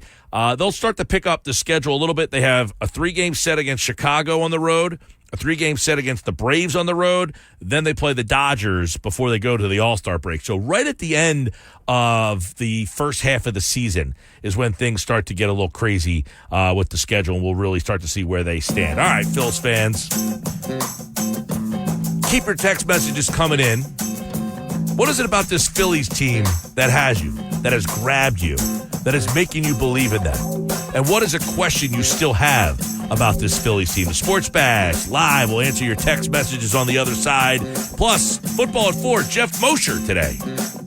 Summer concerts, pool parties, chill nights under the stars. We're stocking up our closet so you're ready to look your best for all of it. At Plato's Closet in West Ashley and North Charleston, we're buying all things summer. So bring in your tees, tote bags, sandals, sunglasses, and more. We pay cash on the spot for gently loved name brand looks. Plato's Closet is the go-to destination for trend-forward teens and young adults who support local and shop sustainable. Visit Plato's Closet today. Plato's Closet, located in West Ashley on Sam Rittenberg Boulevard and North Charleston on Rivers Avenue. The Sports Bash with Mike Gill on 97.3 ESPN and the free mobile app. All right, welcome back, Sports Bash, 97.3 ESPN. Couple text messages. Jeff in EHC says, Mike, this team can beat you 2-1, 10-0. Very balanced team. They seem to make an effort and play more small ball this year. Also, aren't you supposed to beat the crappy teams and figure to play 500 against the good teams? Yeah, Jeff, that's the thing is, look, they're winning 70% of the games. Nobody else is doing that. So everybody else is playing crappy teams too. The Phillies are just winning more than general. So I agree with you there. I'm not one of those people. Look, I get it. Their schedule, nobody's schedule. The baseball, as Bob just said, a lot of teams are not interested in competing right now because the Phillies are so good, because the Braves are so good, because the Dodgers are so good. So other teams are saying, look, it's their time now. We'll wait our turn. So they're not spending the money. They're not trying to do a lot of the things that the Phillies are able to do right now. Joe in EHC says, Mike, how do you feel about Nick getting hot from June till the end of the playoff run instead of what we had last year? Yeah, I agree with that. If Nick Castellanos hit 207 at the All-Star break but hits 307 the second half of the year, Joe, 2 points for you. Brian in EHT says, my wife and I were in Chicago back in 2008 for a weekend to see the Phillies play at Wrigley. We grabbed lunch at the Cheesecake Factory. I don't think I've ever eaten at a Cheesecake Factory, by the way. He said Carlos Ruiz and Pedro Feliz sat at the table right next to us. Pretty awesome. I guess that goes back to our encounter conversation that we had. Good one. Good one there. Keep them coming. What is it about this team? What is it about this Phillies team that you are buying into? We got that. Hey, coming up next, where was the Eagles' offensive line ranked by Pro Football Focus for the 2024 season? You might be surprised at where PFF looks at the Eagles' line. We'll talk about it with Jeff Mosher next. 97.3 ESPN presents The Sports Bash with Mike Gill. It's time for Football at 4, powered by the Inside the Birds podcast. Just hungry to bring back another Lombardi to Philly. The fans deserve it. Our team deserves it.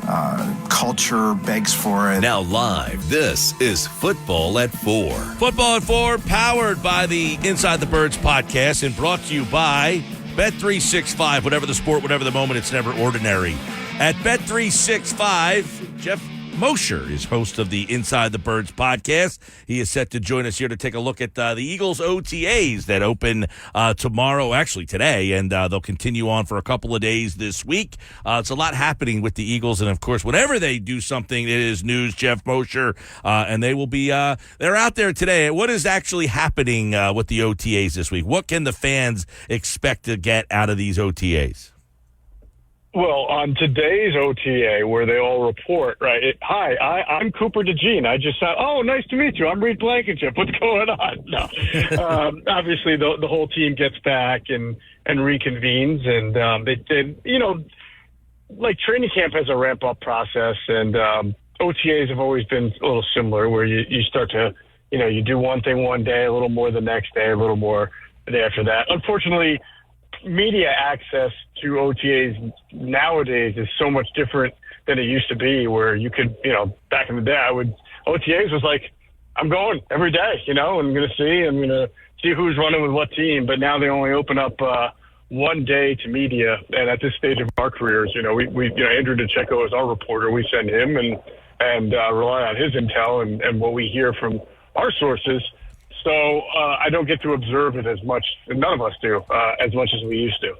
Yeah, I know that there's a lot of questions about this team, and I guess OTA is kind of the first, place where we get some of these questions answered a little bit. One of the things I want to get your take on is seeing something at Pro Football Focus. They're doing all their offseason projections and everything.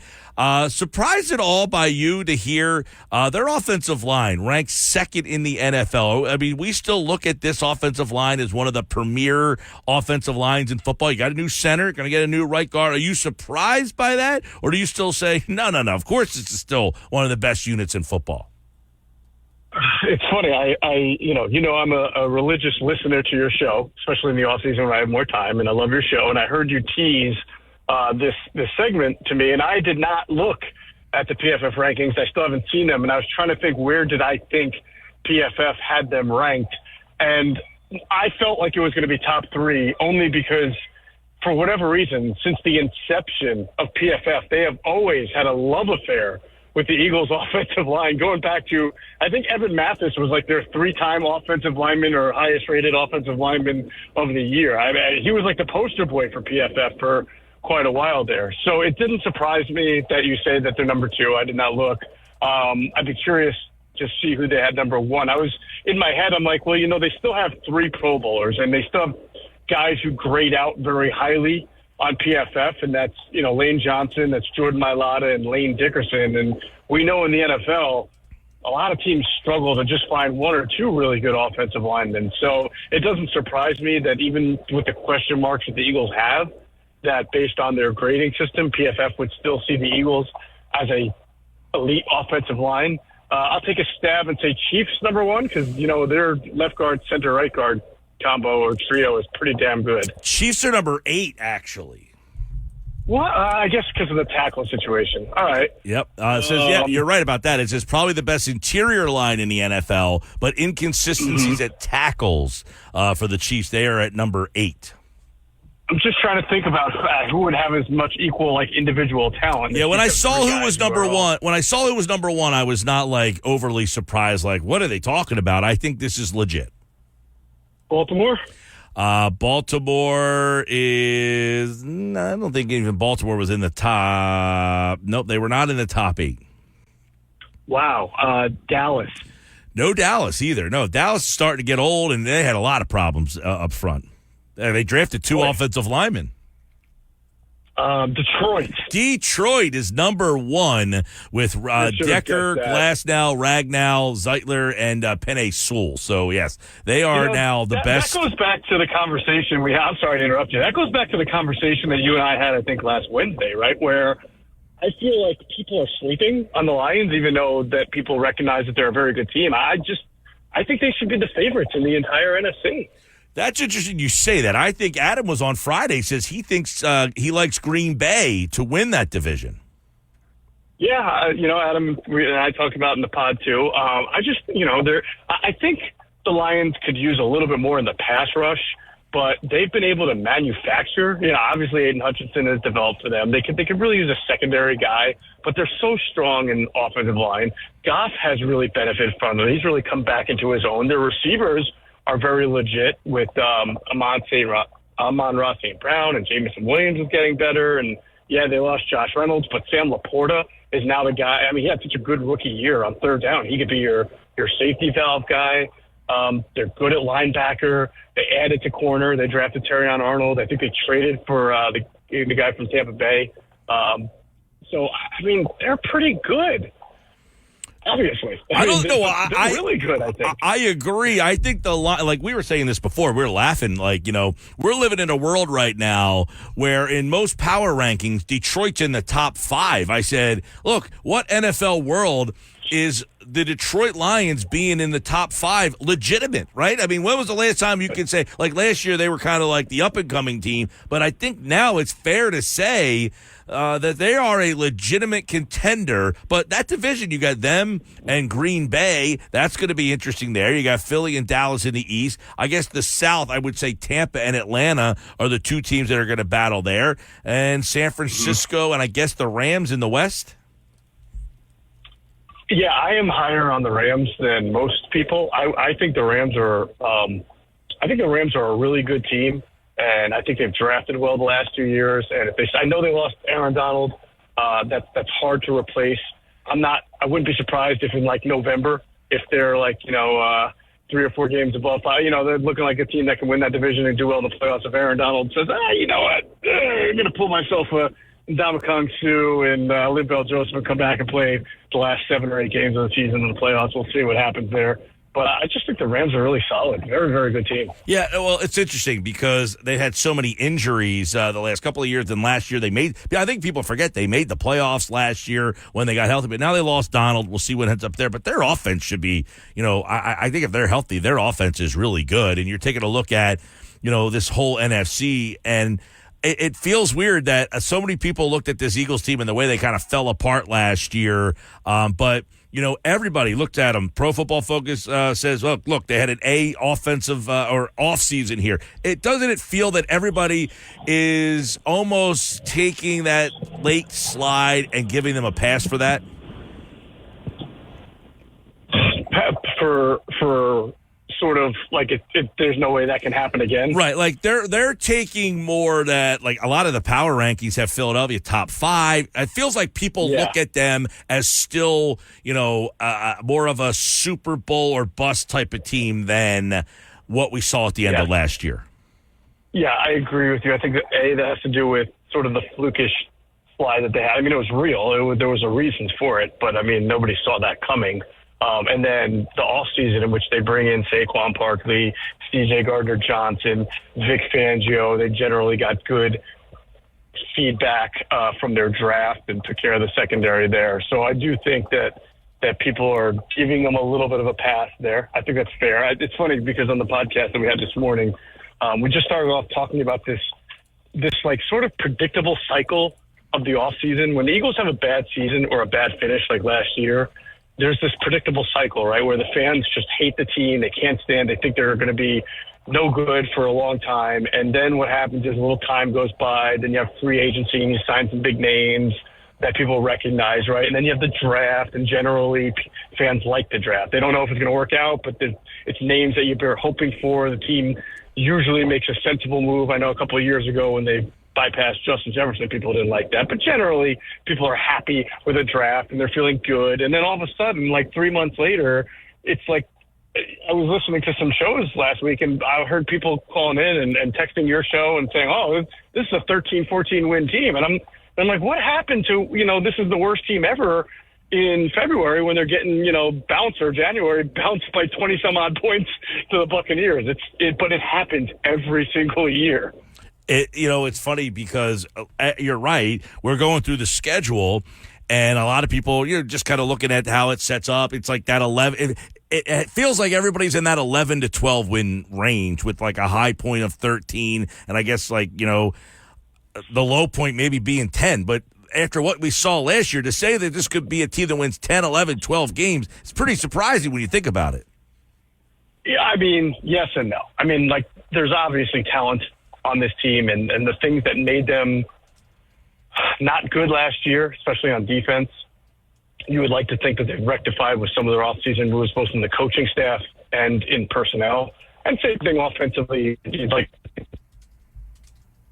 with Kellen Moore. But, I mean, I also will tell you, like, nobody ever anticipates the player who's not going to play well that had played well. For example, nobody went into last year, right, thinking James Bradbury was going to fall off the face of the earth. Nobody went into last year thinking the offense would not figure out how to pick up a blitz. Nobody went into last year thinking that the defensive line, by the end of the year, Josh Sweat was not going to be able to sack a quarterback. So everybody gets excited about who's coming in and all the upgrades, but people don't take into account that every year there's going to be somebody in 2024 who does not play well that you're expecting to play well. It could be Darius Slay getting older. It could be somebody else. I'm just saying that is the nature of the sport, and it's the one thing that I think people have a blind spot to as they try to evaluate the team on a year-to-year basis.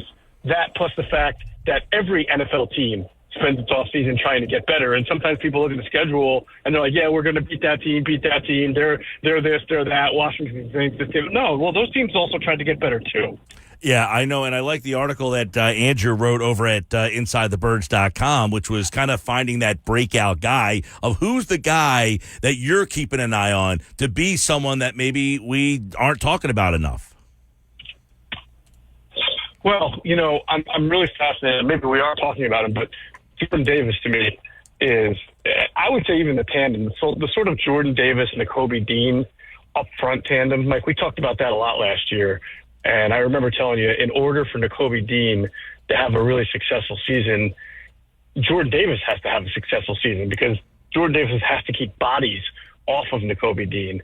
Now, I don't attribute Nakobe Dean's injury to Jordan Davis not playing well because Nakobe Dean got hurt so early in the season, and that's actually when Jordan Davis was playing well. But the bottom line is, for this defense, especially with Nick Fangio here, Davis has to keep the weight off. Apparently, I've seen some pictures. He looks really good, and he's lost the weight, and we'll see if he can keep it off and be more than just a flash player that he was for the first half of last year. And obviously Nakobe Dean I'm sure they want him to start and seize that role and be the guy that they feel like they got a steal out of in the third round, but he's got to stay healthy and he's got to be productive, or else it's just going to be another carousel at linebacker for them. Well, and we all know, it's funny. We had Colin Thompson on last week on Thursday's show. I don't know if you heard that at all, but he was going on, and he played against Devin White, and he thinks, he's heard a lot of negative stuff about White, and he really thinks that is something or somebody that people are not kind of taking accounting for. And then I was listening to a podcast the other day, Moving the Sticks with Daniel Jeremiah and Bucky Brooks, and Brooks said the same thing. He said he thinks Devin White is the most underrated signing of the offseason. Yeah, I did hear that. And listen, I sort of raised my hand as saying guilty as far as I was in the camp of this is the kind of guy that everybody gets excited about because at one point he was the man, top 5 pick, all pro. But I am the guy saying, remember, he was benched. Remember, he's known for sort of being reckless out there. Now he's going to be asked to play in a very disciplined defense. But I should also be the first to say then that, if he can make some of the adjustments that, made him one time a very good player in this league, then the Eagles got a steal.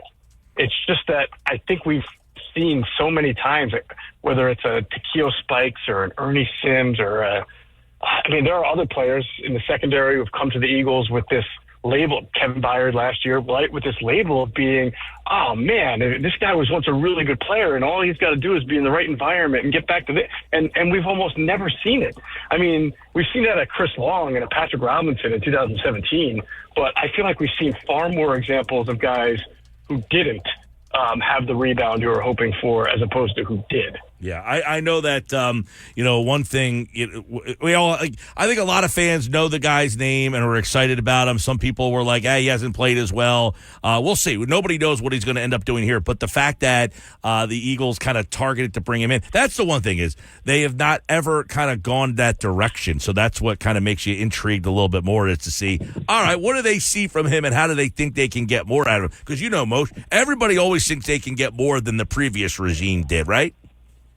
Right. And that's why I've kind of brought up those names from the past where people got excited about guys who played well elsewhere, had a little lull, and thought, we can be the team. The Eagles will be the team that resurrects that. But, sometimes a lot of times it hasn't happened. Yeah. One thing we looked at, too, last week was the quarterbacks that the Eagles will face this year. I don't know about you.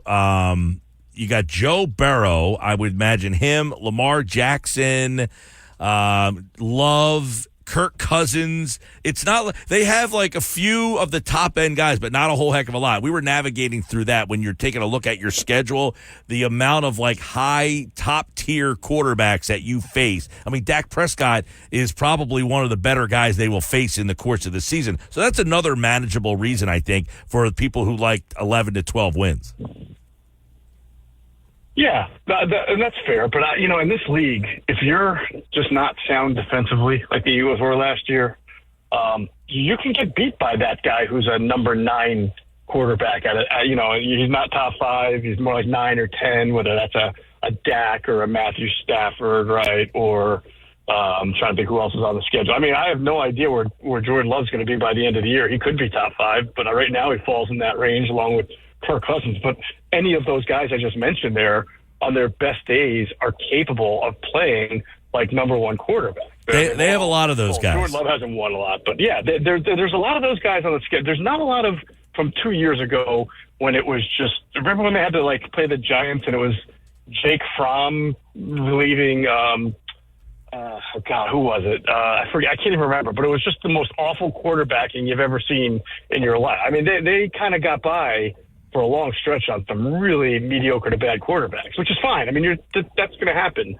I'm not taking anything away from them, but I don't see this year a stretch where you're like, oh, you got 4 games in a row against guys who can barely throw the ball. Right, yeah. We 2 years ago, right, that was the whole, hey, they haven't beaten anybody, they haven't played anybody, and you're like, well, there's nobody really on your schedule to play. I mean, the whole league was that was a year where a lot of quarterbacks were getting hurt, and, of course, who cared? They ended up going to the Super Bowl. So for whatever that's worth, they get to the Super Bowl last year. They come back 10-1. We know the story. We'll see how they continue. It all starts today. OTAs, and then rest of the week, they're off tomorrow, Wednesday, Thursday. They'll have some media availability. We'll talk more about that right here on Football at 4. Jeff Mosher. Adam's here tomorrow. Mosher's back on Wednesday. Andrew on Thursday. Adam on Friday. And don't forget, check out the latest edition of the Inside the Birds podcast on all podcasting platforms and check out their YouTube channel. Just search Inside the Birds. Jeff Mosher, my friend. Take care, bud. All right, Mark. Take care. Talk to you Wednesday. There you go. Jeff Mosher here on the Sports Bash Live for Football at 4, as we do each and every day, 4 o'clock. We'll do a little bit more Eagles this week. They are back at OTAs. And, hey, my God, before we even know it, think about this. Before you know it, we're going to be getting into our division previews with Andrew about 8 weeks out from when when training camp begins is when we kind of get into those division previews with Andrew. Every Thursday we'll do 8 countdown. We'll go all the way down from the AFC, the 4, and then down through the NFC, the 4, until we get to the start of the season. That's going to be here. I was back timing that on the calendar here. That's going to be happening pretty soon. It's funny, the training camps now, they start like in July is when training camp begins, and we are in pretty much June after Memorial Day weekend is this weekend. After this, we're going to be on the countdown to training camp. I mean, once Memorial Day weekend gets here, you get the month of June, and then July, you're pretty much getting ready for when the target date is, everybody. Can you believe that?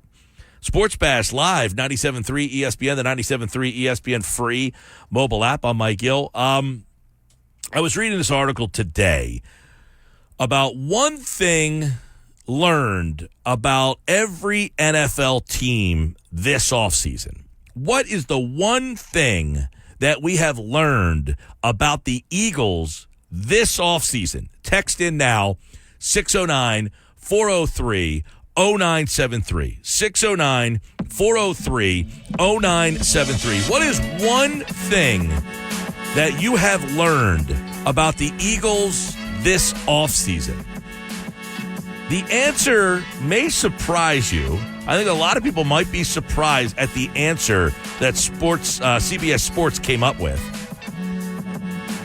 And we'll do the NFC East teams, some of the other NFC contenders as well. One thing you have learned about the Eagles and the other NFC East teams, 609-403-0973 on the text board, 609-403-0973. Let me know, what is one thing you have learned about the Eagles this offseason? I'll tell you what CBS Sports thinks coming up next on the Sports Bash live on 97.3 ESPN, the 97.3 ESPN free mobile app, and streaming on the X platform at 973 ESPN. We have At the UPS Store, we know things can get busy this upcoming holiday. You can count on us to be open and ready to help with any packing and shipping or anything else you might need. Is there anything you can't do? Actually, I don't have a good singing voice. The UPS... Nope. But our certified packing experts can pack and ship just about anything. At least that's good.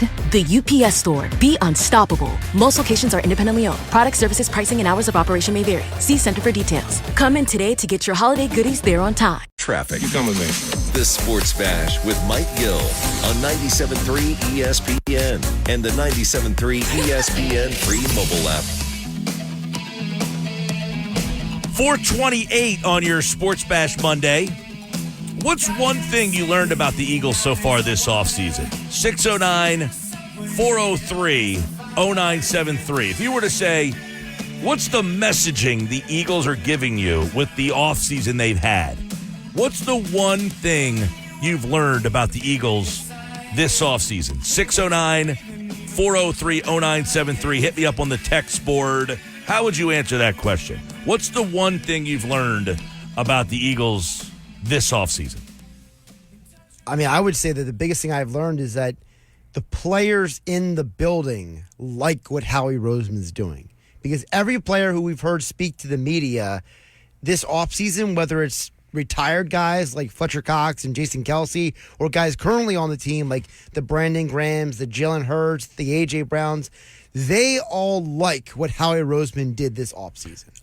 It's you're in the ballpark with like the messaging aspect of it. CBS Sports did one thing they learned about every team so far this offseason, and the one thing that CBS Sports said, that they are operating with Super Bowl or bust intentions. Mm-hmm. And I would agree with that. Like, when I read that, I was like, you know what? That is accurate. As we get to OTAs, the offseason, the schedule, I don't think this team is complete, but for the most part, they might need to dot an I, cross a T, maybe put a period at the end of a sentence or a comma somewhere in there. But for the most part, I think your team has multiple battles, which means good depth, all the way across the board. You have a definitive starter at running back. You'll have the backups kind of battling for that position. Will Gainwell or Shipley be kind of the main backup to Saquon Barkley? But I think the Eagles' intention is, you know what? We're going to go with a guy as our guy. The offensive line is pretty set, except for the right guard spot. That's, we just talked about with most during football at 4. They have one battle at right guard. We'll see who ends up there, but they're very solid across. They have the number 2 ranked offensive line entering 2024 from the Pro Football Focus rankings. We know what their wide receiver situation is with Smith and Brown. Excellent. The tight end spot probably could use a little bit more competition there. But I think everywhere you look on offense, you've got competition, you've got star players, you've got standouts, and you have a new offensive coordinator. They're operating with Super Bowl and bust intentions, right? They got Kellen Moore. Hey, you know what? You had a guy who was inexperienced at that position last year. Too much talent to have an inexperienced guy. Let's go get a veteran coordinator and get this thing back off the ground. Bang. All right. They're operating with Super Bowl or bust intentions, is what the article suggested. They go out and get Vic Fangio. They have competition in that secondary room all over the place. You had a poor secondary last year, one of the worst in the league. Go get competition for James Bradbury. They didn't go get one guy; they got two. You have an inexperienced safety room with Sidney Brown and Reed Blankenship.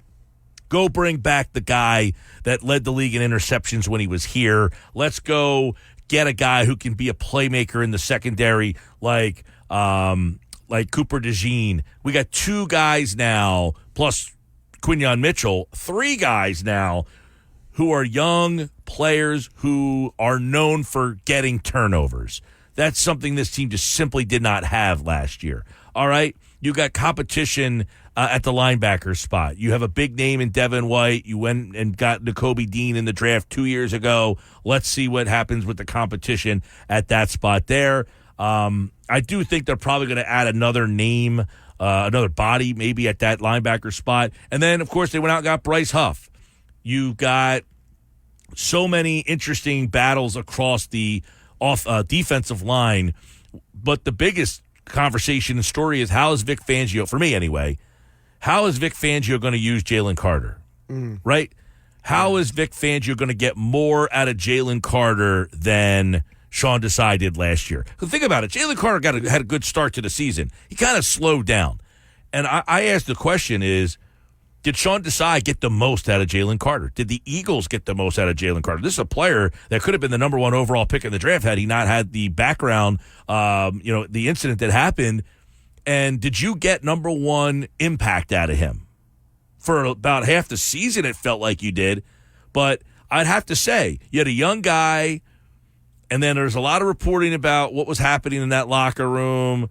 Did the young player kind of look around like, oh, this is a little dysfunctional in here? You changed coordinators on me? I mean, did his rookie season kind of hit a speed bump a little bit? It definitely hit a speed bump. I don't know if it's because of the coordinators or not, but I do believe that I look at what people were saying before he was drafted and when he was drafted about how, Jalen Carter was at his best when the culture in the locker room was tight, when it was almost like a dictatorship, with guys like Nakobe Dean in there. And you saw the difference in season for Jalen Carter when they had stability and when they had a tight-knit, locker room where everybody was on point. He was good. When the environment started deteriorating around him and when you had guys complaining about different issues with the team, he was not at his best anymore. Now, he wasn't a problem necessarily, but it seems like Jalen Carter is at his best when the environment is at its best. Well, I think he needs to have stability. He's a guy who was, a little immature coming out of college. Jordan Davis as well. And having all of the changeover, probably not good for the younger players, specifically those two guys who had a lot of good, solid stability at the University of Georgia there. So I'm looking forward to that. But do you guys agree with the messaging that the Eagles are operating with Super Bowl or bust intentions? When I say that, does that resonate with you guys? Do you hear that and say, oh, okay, I wasn't thinking that, but now that you say it, yeah, I get the feeling that the Eagles are operating with Super Bowl or bust intentions. I've been saying that all offseason. Like, to me, their offseason tells me Super Bowl or bust. Right, this is not new news for you, Mike. No, and I said it reminds me of the offseason they had when they got beat by Tampa Bay in the wild card round 2 years ago. Right. When they went down there and got beat by Tampa Bay, it was, okay, that to me was the value of that team making the playoffs and getting beat up, was they got a chance to see just how different a wild card team is from a Super Bowl team. Mm-hmm. And they said, okay, this is where we are. To take that next jump, we had to go do something. And they went out and got James Bradbury. And they went out and added more pieces, Kaiser White, trying to go back to 2 off seasons, Chauncey Gardner-Johnson. They traded for him. They added A.J. Brown. They got him in that draft year. Yep. They said, look, Devontae Smith's good. We need even more. Let's go get another player. And by the way, like that offseason, they did a lot on defense, too. Remember, they signed Hassan Reddick. You mentioned C.J. Gardner-Johnson. They drafted Jordan Davis that year. Look at this offseason. They started focusing on the defense as well. That's kind of the theme as well. The fact is, we knew what one of the problems was. The defense took a huge step back. So Howie said, okay, let's fix this. We changed the coordinator. We're going to bring in some new guys. We're going to get a little younger. We're going to get a little more athletic. We're going to change because we know that last year we were not good enough and it fell apart so poorly. I cannot afford to go through an offseason and not make changes. It, to me, is the perfect sentence that CBS Sports writes, that they're operating with Super Bowl or bust intentions. Now, whether they win that Super Bowl or not, this is the exact paragraph. It says they're operating with Super Bowl or bust intentions.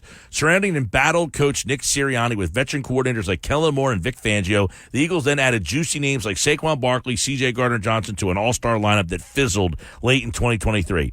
They need to win again. I agree. Like, anything short of being a deep playoff team is going to be a disappointment. Like, period, point blank. That you look at this team and say, if they're a wild card team and get knocked out in the wild card round again, that's a disappointing. And obviously, I think Sirianni would be gone. Yep. And what does that mean for Fangio and Kellen Moore? I don't know. But the bigger question would be, what does that mean for Jalen Hurts?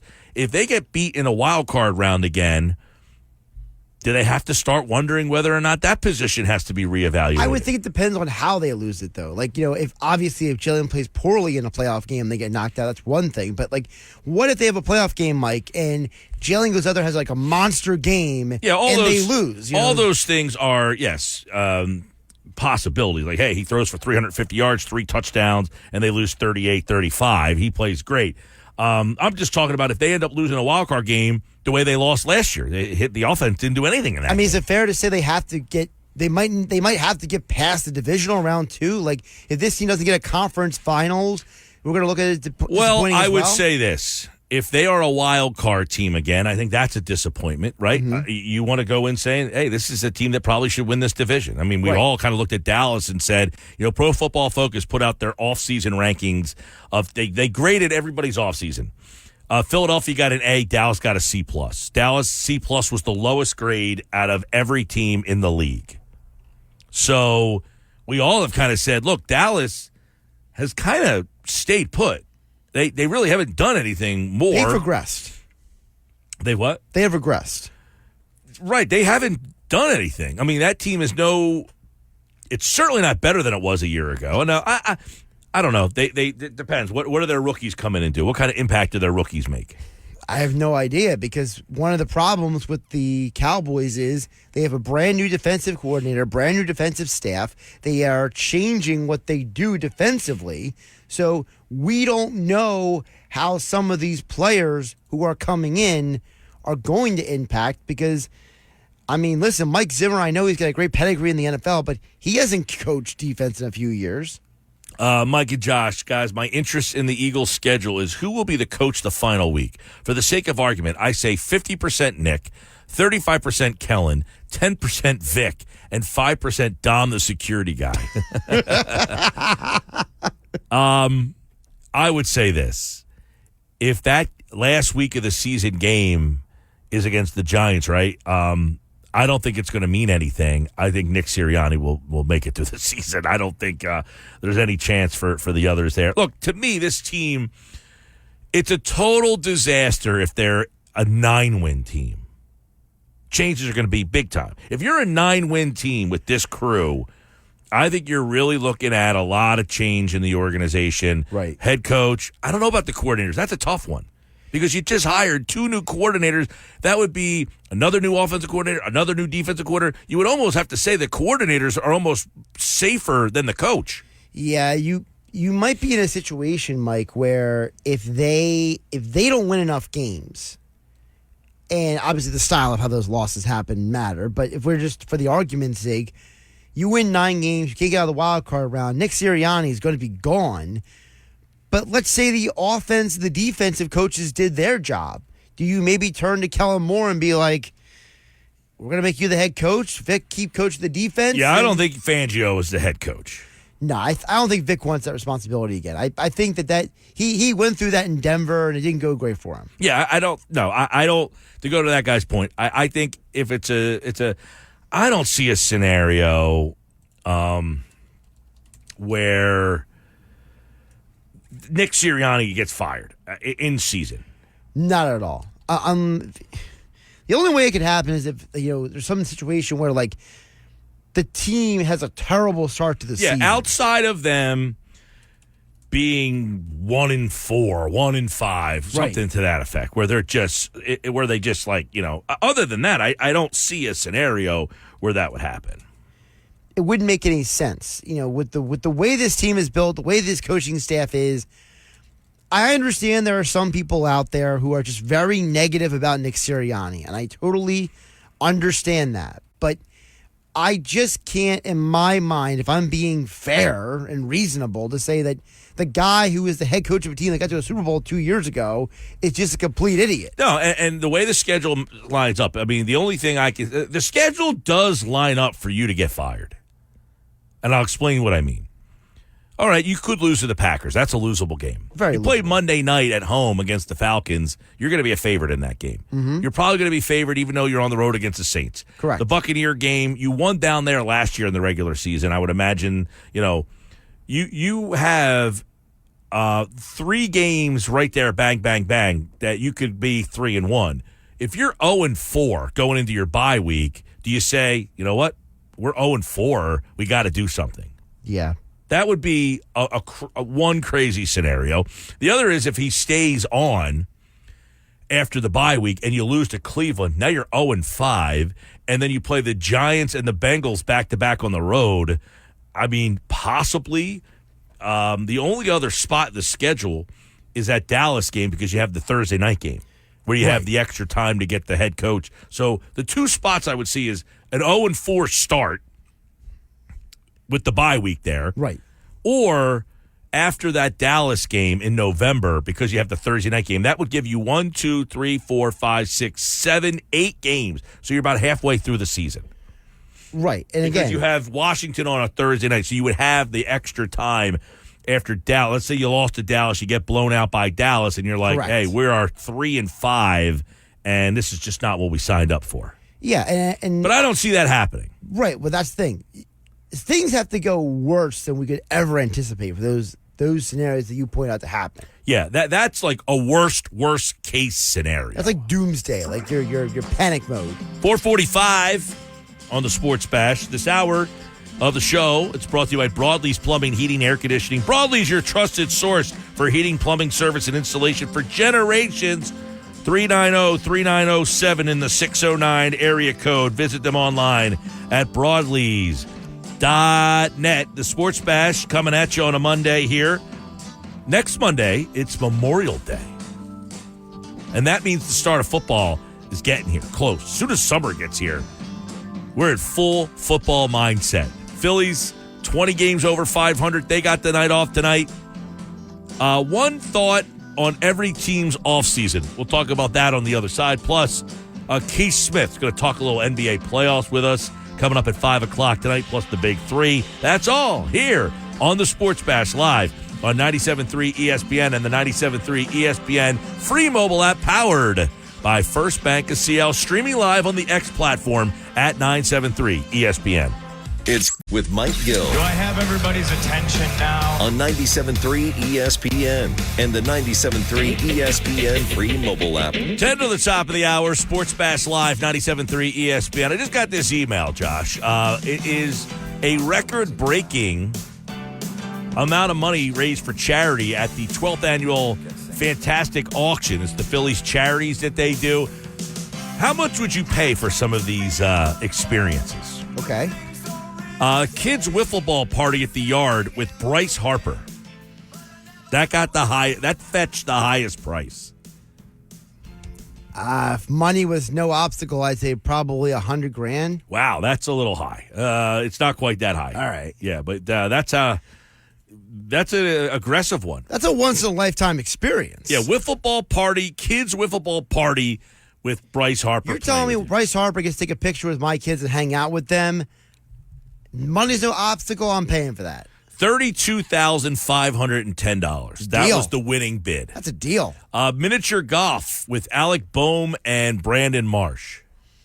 They're roommates. $10,000.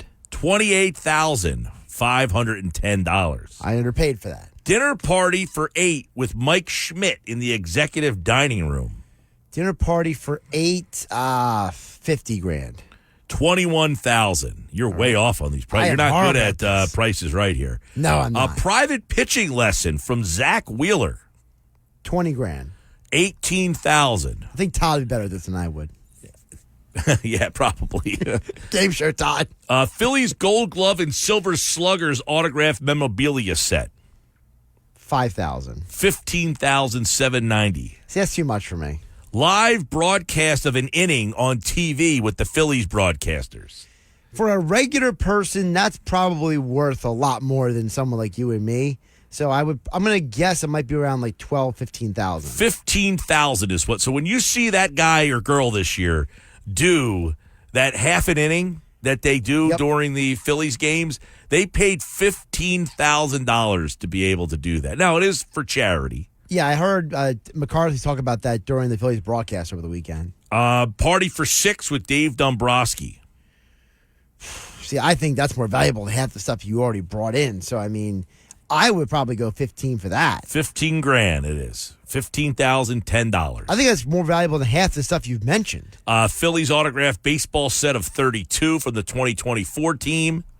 That's like $5,000. $14,000. Yeah, no. 2024 Phillies starting lineup autographed bats set of 10. That's cool. Maybe 10? $12,000. Okay. Yep. And the Citizens Bank Park 20th anniversary celebration, a set of 200 autographed baseballs. That's a lot of autographs. Wow. 200. $10,000? Yeah, $12,000. Yeah. This is, they raised $548,000 to benefit Phillies charity. A portion of the proceeds also benefits ALS United Mid-Atlantic. They do the charity event every year, pretty cool. I just got the email about how much they raise, but I was always wondering how much people pay for these experiences. $15,000 to do the broadcast on TV. That's a little too rich for my blood to do the play-by-play. See, the Dombrowski one would be my favorite because I would just want to have him tell stories. Speaking of the Dombrowski one, I didn't catch this last week. I don't know how I missed this. Did you see they're going to do a Hard Knocks off-season? With the Giants. With the Giants. It's all going to be about their off-season. Correct. Like draft, making, free agent Does that signing. intrigue you at all? Yes, big time. Much more than the in-season one, which I've never seen, and then the training camp one, which is starting to get a little stale maybe. This one is off-season. Right. This isn't Hard Knocks training camp with the Giants. This is going to be with the GM and all the scouts and how they put their draft board together and all that stuff. I am definitely into that one. Coming soon. Yeah, I don't know when that one starts. I just figured it was the Hard Knocks training camp. That's why I wasn't all that into it. But I heard it's about the offseason. 5 o'clock, Keith Smith coming up. This is the Sports Bash with Mike Gill on 97.3 ESPN and the 97.3 ESPN free mobile app. Now live from inside the Ocean Casino Resort Studio, here's Mike Gill. 5 o'clock on the Sports Bash, 97.3 ESPN, the 97.3 ESPN free mobile app. Streaming live on the X platform at 97.3 ESPN. Good to see and hear from a bunch of you today. Keith Smith covers the NBA, SpotTrack.com, and we are down to the final 4. I think Boston, yes, we thought Boston would be here. Indiana, Minnesota, Dallas. Why are those 3 surprise teams? I say surprise teams mainly because when you go back to the beginning of the year, all right? Go all the way back to the beginning of the year, the NBA odds. Boston was the favorite. They were 4-1. Milwaukee, Denver, Phoenix, the Lakers, Golden State, Philadelphia, Cleveland, Dallas was 25-1 back on October 23rd of 2023. They had the next best odds. Minnesota was 55-1, and the Indiana Pacers were actually 250-1. They had worse odds to win the title than the Brooklyn Nets, the Toronto Raptors, the Chicago Bulls, and the San Antonio Spurs. So how did the Pacers get here? The Timberwolves, the Mavericks. We know how the Celtics got here. Keith Smith from Spottrack.com joins us now with kind of, I don't know, Keith, would we say a surprising Final Four here? 3 or 4 for sure, I think are surprising. Maybe we should have seen Minnesota coming a little bit more, but definitely Dallas and certainly Indiana are surprises. Yeah, so let's start with Indiana here. This is a team that won, yesterday on Game 7 on the road, shot the lights out here. Why is Indiana, here in Philly, hey, they can't get to the conference finals? Many people would say, come on, the Sixers are better than the Pacers are. No, what is it about the Pacers that they are moving on? Yeah, I mean, sometimes it's right place at the right time to get there. I think what ultimately happened with the Pacers was they got a Bucks team that no Giannis. Dame got hurt partway through the series, and they took advantage. And then you get into New York with all kinds of guys out, and that series was a battle back and forth. But the Pacers ultimately were able to get it to a Game 7, and then they hit almost everything. They set a record of 67% shooting from the floor in a playoff game, which is absolutely absurd. And they just played absolutely, great basketball in the last couple of games to get that win over the Knicks. So, like I said, sometimes it's right place at right time. You get a little lucky with the matchups. All right. So obviously Pacers move on. The Knicks. I want to ask you about the Knicks real quick. Where do you see this team? What is are they? The Sixers have been perpetually in this second round, exit. Are the Knicks going to be that type of team, or is this a team that is getting ready to take that next? Are they at the beginning and ready to take that next jump? As we see a lot of new teams infiltrating the NBA hierarchy here, are they going to be one of them? They are certainly set up to take that leap into whatever is next. Their big thing is they're going to have to hit their offseason moves right. Every report we're hearing is they're looking to go star hunting this offseason, and they've got a couple contracts that they can put together for guys who weren't even part of their playoff run here. Julius Randle, Bojan Bogdanovic. They could move those guys, and that would put them in a position where then you could put them to those guys, trade for somebody who can come in, re-sign Anunoby, and now you've got Brunson, Hart, DiVincenzo, whoever you acquired, Anunoby. I know they'd like to re-sign Isaiah Hartenstein. You've got Mitchell Robinson. All of a sudden, you're putting together a pretty good team there that could really make a run at this and also aiding any trade offers. They've got all their own draft picks and a couple extra ones coming their way. So they are definitely set up to go out there and get players. The big question is, are they going to be healthy? Are they going to be worn down by the time they get there? Those are the things we'll be looking for. Yeah, well, we're talking with Keith Smith. Spottrack.com covers the NBA. What do you think? What kind of deal do you think Hartenstein's going to get? Yeah, it's interesting. The Knicks are pretty limited in what they can pay him because they only have his early bird right. So they can only give him, about $17 million. So if another team swoops in here and says, hey, we want to give him, something in the range of, $20 million a year to come in and be our starting center, which I know people still get kind of caught up on that number. That's really not all that much. Now at this point, that's like 1/7 of the salary cap. So if you're thinking he can be a starting five, which I think he's shown he can be, he may get that $20 million a year, maybe even slightly more. And then the Knicks are in a tough spot. So I think it's going to be somewhere in that range. Or maybe he says, hey, I found a home here. I like it here. Whether I start or I come off the bench, I'm still going to play a big role on this team. I'll take a little bit less to stay here in New York where I kind of reestablish myself in the NBA. Yeah, he's one guy that I think maybe earned a little bit of a paycheck throughout these playoffs for them. We'll see what happens with OG Anunoby as well. He is a free agent. So the Knicks, they're done. Indiana moves on. They made an in-season trade. They went out, got got Siakam. He's also a free agent. We'll see what ends up happening there. Boston, we know they were kind of the favorites here. Let's get an early indication from you on this matchup because, Indiana will point out, hey, we beat the Celtics in the in-season tournament for whatever that's worth. What kind of matchup is this for Boston? Yeah, they had a couple bucks to buy a cup of coffee. I mean, it doesn't, in my opinion, I mean, that's all great, but I struggle to see how the Pacers are going to beat the Celtics only because they're going to score points, but they're going to give up a whole lot of points too. So maybe you have one game, maybe two, where Boston doesn't shoot it well. They're not overly engaged defensively. I generally say it happens about once every 6 to 8 games for the Celtics. So there's a chance that can happen twice in a series. And if that happens twice in a series, maybe the Pacers get a couple wins. But other than that, they just don't match up well with the Celtics at all defensively. I don't see how they're going to slow down all the different guys that can score for Boston. And probably somewhere around the middle of the series, the Celtics should be getting Kristaps Porzingis back. He's been ruled out for game 1. The reports are he's going to miss game 2 as well, but it sounds like he's getting pretty close. We've seen now some video of him doing some pretty intense workouts. He's starting to do some stuff on court. So if he gets close, that just makes that team even stronger going into this Eastern Conference Finals. That's Tuesday night. You can hear the Eastern Conference Finals on 97.3 ESPN. The Western Conference Finals. Let's go to Minnesota first. They win Game 7. They're down 20 on the road. They come back. They win the game against the defending champions. Is this more that Minnesota is just that good, or did Denver just kind of run out of gas here? What happened that the defending champs got knocked out on their home court? I think a little bit of both. I think you saw Denver doesn't have a lot of depth. And by the end of the game, really midway through the first half, they said, all right, we're down. We're going to use Christian Brown off the bench, and that's it. No more Justin Holiday, no more Peyton Watson, no more Reggie Jackson. All those guys are out.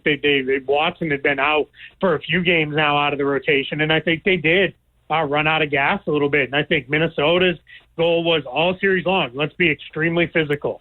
Maybe they'll call a bunch of fouls and they'll earn a bunch of trips to the line. Maybe they'll overcome it. But if we do it and we keep hitting them, it'll eventually go our way. And I think that's ultimately what happened. And that Minnesota team is really good, too. I mean, you have a 3-big rotation that is as good as any in the NBA with Towns, Gobert, and Reed. Anthony Edwards is a superstar, and we're watching him really blossom into that role. Then you've got Mike Conley, one of the better veteran point guards. You got Nickeil Alexander-Walker and Jaden McDaniels, two really great defensive players. And they've got a couple other guys that can play, but they really cut their rotation down too. And I think Chris Finch said it best after. We told our players going into the series, our best is better than their best. So let's just bring our best, and ultimately they were able to do that and get that win. Let's discuss something that you said stands out to me, that Denver, just shortened their bench. We saw the Knicks did it against the Sixers. It felt like a lot of teams in these playoffs have really shortened their bench. It seems like a lot of teams are playing. They're really riding. Did you notice that around a lot of these playoffs for people who maybe haven't been watching all of them? It felt like a lot of teams were lost confidence in some of these teams and went really short. Yeah, that's generally the case in the playoffs. What happens is, and this is why I don't get too excited when people are like, this team has 12 guys who can play, and they're rolling through the league in January and February, because it's great. 12 guys aren't going to play in the playoffs. Tell me who your top 8 are. That's what I really care about, because by the time we get there, most teams are down to their top 8. And, if we use Boston for an example with this, excuse me, one of the things that was said about Celtics is they only go about 8 deep. Well, you don't really need more than 8 guys. If you've got 8 guys and you can kind of cover a backup big, a wing, and a guard, you're pretty well set if your guys are all pretty good and can play. And that's what I think we've ultimately seen is you need some depth. You can't go in with only 5 guys. You're not going to win. But I think if you go into these games with 7, 8 guys that you can trust and put out there and they're going to hold up, you're going to be in a better place. And that's where I think a handful of these teams, you've seen them kind of run out of it. Oklahoma City, another one against Dallas. They were searching by the end for guys who could play. Like Gordon Hayward washed completely out of the rotation by the end of the series. They were really looking for just 2 more guys give them minutes. They didn't find it, and that's a big part of why they lost to Dallas. Keith Smith, SpotTrack.com, covers the NBA. The NBA Conference Finals begin tomorrow night on 97.3 ESPN with the Eastern Conference. Let's look at the other series. It was Dallas and it was Oklahoma City. Oklahoma City was kind of the new kid on the block. They're the number one seed, and everybody's kind of wondering. Dallas comes in there. There have been a lot of questions about them, up to about the new year, and then they made a couple of moves. Do you look at Dallas now as a legitimate title? I guess you have to. They're in here, but are you surprised that here they are? Yeah, I'm definitely a little surprised. I think anytime we at the trade deadline, you see a team say, hey, we're bringing in two guys, and they end up pretty quickly turning the two guys, Daniel Gafford and P.J. Washington, into starters, you start to question a little bit, all right, how good are you? Where are you really going to be in terms of contending and pushing? But those two guys fit in almost perfectly. You saw Derek Lively. It could have been a place where a young guy could have said, I don't really want to go to the bench. I've been starting all year. What are we doing? And instead, Derek Lively went to the bench, and what he's done is now I can go as hard as I need to for as long as I need to. If I get fouls, I get tired, it doesn't matter because we've got the other guy to go to. And then, of course, it obviously helps if you're starting with a base of Luka Doncic and Kyrie Irving. That's pretty good to go with. So that team has enough to, I think, really challenge Minnesota. Their question is going to be, Dallas got by in the first couple rounds by being super physical and getting after the Clippers, getting after the Oklahoma City Thunder, being bigger than those teams. Now they're not going to be. They're going to be actually quite a bit smaller than the Timberwolves. So I'm just not sure how that's going to work out for them and if they can adjust. If they can, we'll get a good, long, competitive series. If they can't, we're going to see the Timberwolves in the finals. Yeah, it's either way, the West is going to have a new kid on the block. Obviously Minnesota really new, and Dallas is a team that, when they made that trade for Kyrie, people were kind of like, is this thing going to fit? Is it going to work out? What has worked out with that duo? Yeah, I think with Kyrie, what you're seeing is he is now adapting his game to whatever the team needs from him in that game. There were a couple games in the series against the Thunder where they needed him to be a playmaker, so he shifted full on into playmaker mode. There are a couple games where they needed him to score points, so he went into scorer mode. He's actually really played good defense this year. I think he's realized, all right, I have to step up because I have to defend the quicker guards because we're not really set up to do that because Luka, for all that he is a point guard on offense, he's defending threes and fours on the other end of the floor. So Kyrie has stepped up his game. And then the other thing is, this sounds super simple and obvious, but he stayed away from any kind of silliness and foolishness. He's just played basketball. He's basically showed up and done his thing, played basketball, and it's all worked out really well. All right, so when you're taking a look at these four teams, obviously here the Sixers have not been able to get there. What are these four teams? Is there something different, something new about the way the league is kind of trending? You take a look at it, say, all right, you got Karl Anthony Towns. He's been there 9 years. You go out and get Anthony Edwards, and then the rest of that crew, same situation. A lot of these teams are kind of, that three-man thing is kind of out. So when you look at Philly, are they right there with these teams? Or are you looking at them and saying, no, man, they're not close to where these four teams are right now? What are kind of the differences with the four remaining teams and where Philadelphia sits? I think for Philadelphia, they can be there, but the biggest difference is their main guy, Joel Embiid, going to be healthy when it matters? Because if he's not, it almost doesn't matter what else they do. There's a ceiling on how far they'll go. And when you look at it, Boston's main guy, Jason Tatum, the second guy, Jaylen Brown, they're reliable. Those guys are there at the end of the season. In Minnesota, Karl Anthony Towns has largely been pretty healthy. Anthony Edwards is extremely healthy. In Dallas, Luka and Kyrie are generally guys who you can, at this point, generally count on being there. And then Indiana, we're going to find out, right? Tyrese Halliburton and these guys, what do they grow into? But for the most part, Halliburton's been more available than not. And I think for Philly, the big thing comes down to if he's going to be there, Embiid and Maxey surrounded by the right kind of role players and right guys who can step up when necessary, you can build a title team with that duo for sure.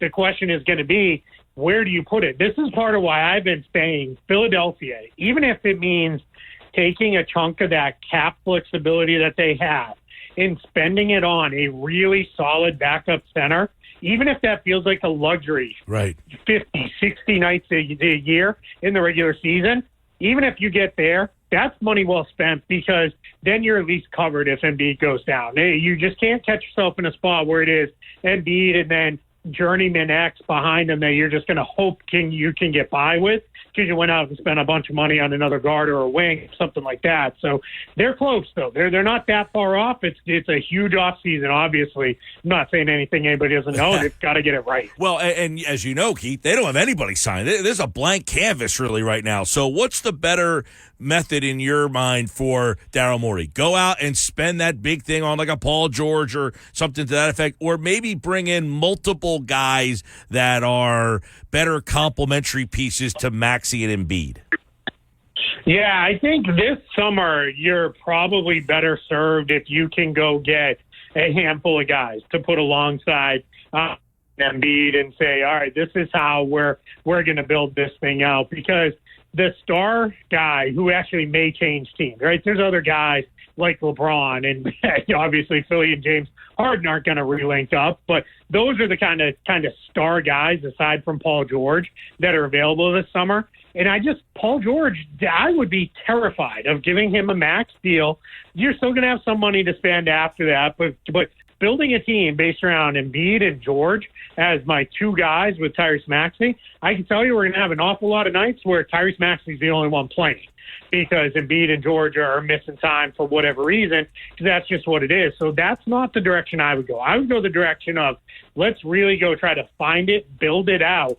It doesn't make for the cute graphic to put on Instagram or on Twitter of who's stopping this trio, right? No, that people love that stuff, but really who's stopping that trio? Probably injuries and lack of depth is what's going to stop them. So I'd build out a really functional roster of a whole bunch of guys. If you get a bunch of guys who make 15, 20 million instead of spending it on, one guy who makes 50, I think that's a better direction to go for Philadelphia. Yeah, I know. I think you're right about the headline thing. Sometimes you post those headlines, but how many times have we seen in the recent past, who's going to stop this big three? Bradley Beal, Devin Booker, and Kevin Durant. And those guys, it feels like you're grabbing these guys when they're old. The Clippers were another one. Kawhi Leonard, Paul George, and they haven't done anything. It just feels like, I don't know, are we feeling that this is an anomaly, or the young guys starting to change over this league right now?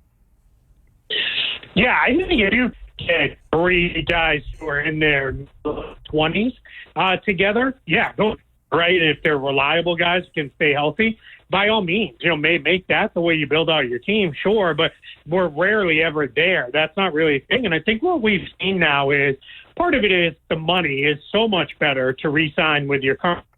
But I do think there is I don't want to call it more competitiveness in the league, but I think there are some guys who are like, hey, I want to win, and I don't want to do it because I teamed up with four other guys and I was just kind of a part of it. I think guys are, not in a selfish way, but guys are like, I want to win because it was my team.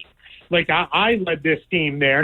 And again, people will often take that as like, oh, so they're selfish. But I don't think that's it. I just think guys are in a spot where it is, hey, I want to get it done this way. And I think players, agents, and I think a lot of front offices now have also looked around and said, yeah, this 3 max player model, it's just not the way to build up to be successful unless you're going to be insanely expensive, like where the Celtics headed right now, where like the Warriors had been, where the Clippers may end up being. Unless you're already kind of there, it's just impossible to build enough depth to build a real contender, especially if any one of those guys are injury prone. Keith, real quick, couple guys. LeBron, will he be in LA or a new team? I think he'll be in LA. I struggle to see him leaving the Lakers. I just think he's in a place where he talks so much about family and all the things that it means, and his entire family is there now. That's where life is. I think we see him stay in L.A. Maybe he finishes out his last year or two kind of doing the mercenary thing, or maybe going back to Cleveland or something. But I think for right now, back in L.A. Jimmy Butler in Miami or someplace else?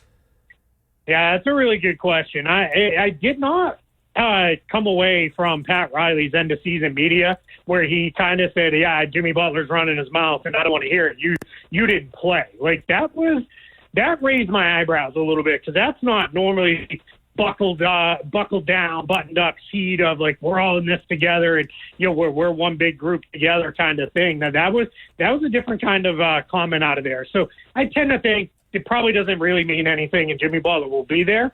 But if we start hearing draft or heading into the opening of free agency that Jimmy Butler's being traded, wouldn't come out of left field. Let's put it that way. Paul George, L.A. or someplace else? Yeah, everybody's going to be like, man, this guy's throwing a wet blanket on top of all this. But I think he stays with the Clippers. Paul George went there purposely. Now, I will say this. Every day from now, really for the last 2 months, all the way straight through June 30th, that goes by without getting the tweet that Paul George and the Clippers have agreed to an extension, that raises the likelihood by some amount of percentage points of him leaving town, because there's obviously a disconnect there. He wants a max deal. They don't want to give it to him. They want him to do more like what Kawhi Leonard did, take a below max deal. Because I think they're projecting out and saying, hey, we can have all you guys on maxes, because they're also talking about re-signing Harden and then build out a really decent roster around you. It's just too hard with the restrictions. So I think Paul George, he's not giving up on that max. And I think eventually he will give in as opposed to leaving. But if it's important to him to max out, he's probably going to end up somewhere else. What do you think happens with Giddey and that Oklahoma City team? They got all these picks. They got all sorts of stuff happening there. They're the number one seed. They came up short. Is this going to be a team to keep an eye on this offseason?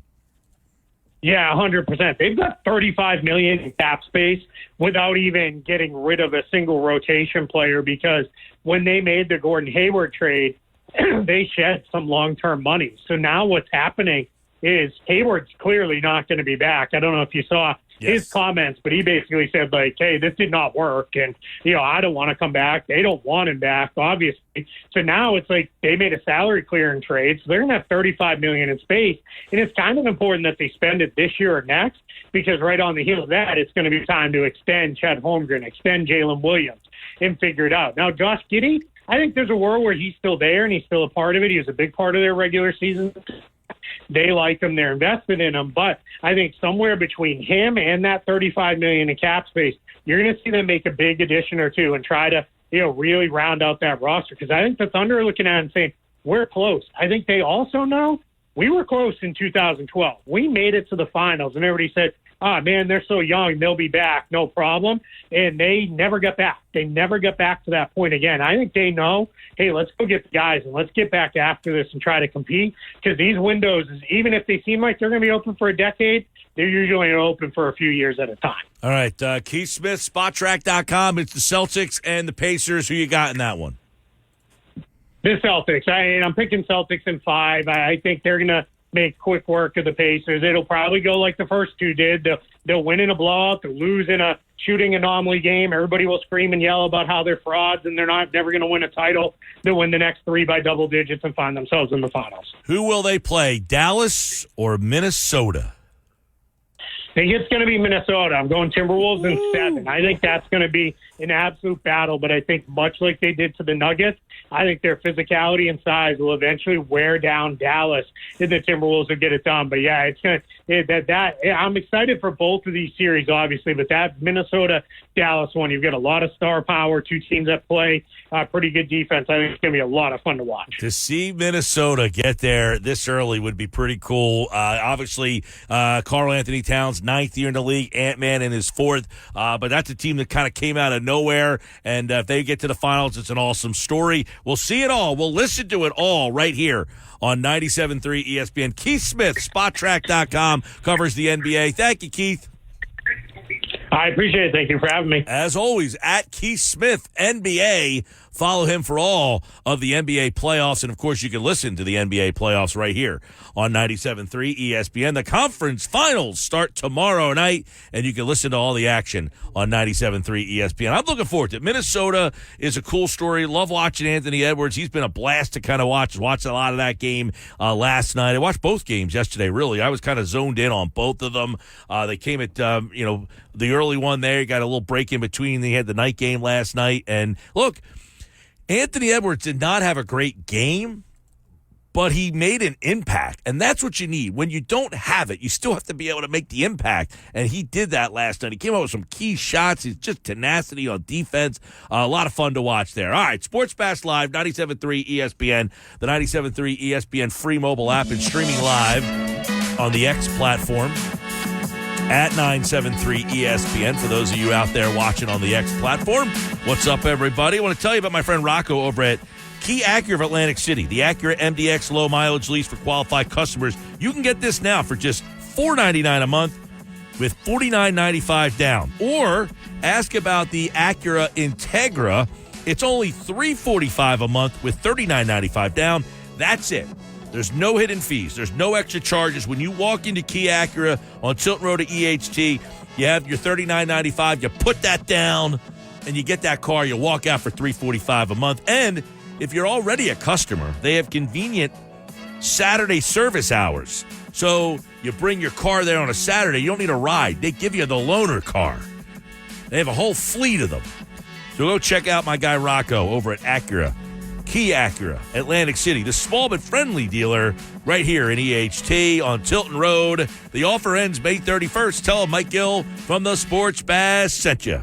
You're listening with Mike Gill. When I'm driving, I got a guy on the radio who talks to me. I can't see him, but he talks to me. On 97.3 ESPN. 533, the Sports Bash, 97.3 ESPN, the 97.3 ESPN free mobile app, streaming on the X platform at 973 ESPN. I'm Mike Gill. My producer, Josh Henning, has today's Big Three. Real quick, over on our website, 973ESPN.com.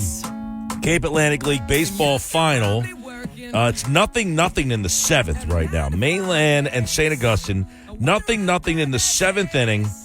St. Augustine has runners on first and second with one out. So they're trying, there's a pitching, looks like Mainland could be either making a pitching change or just a walk to the mound here. But you can watch all the action on our website, 973ESPN.com. Follow us on X at 973ESPN. And you can check out the game over there. All right, let's get into today's Big Three. Mike, I wanted to start with a story from over the weekend.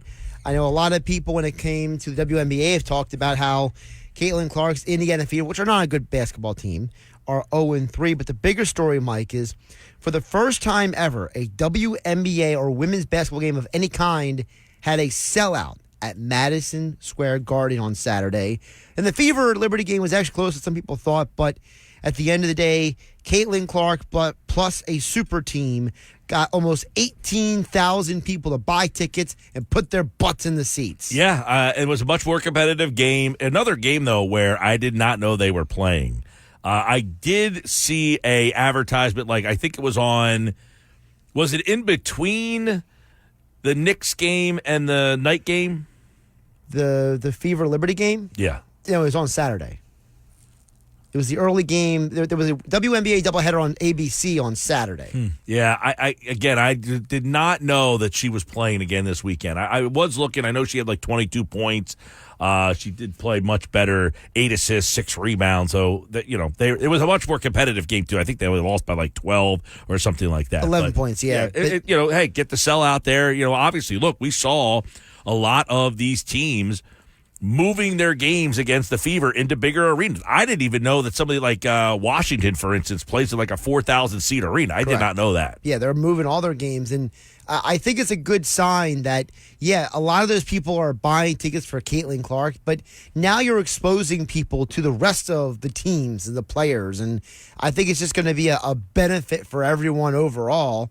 And I think it helped that, there were two moments in the game. Obviously, the one viral moment where Caitlin Clark got trucked by the pick by Brianna Stewart. Saw that, yep.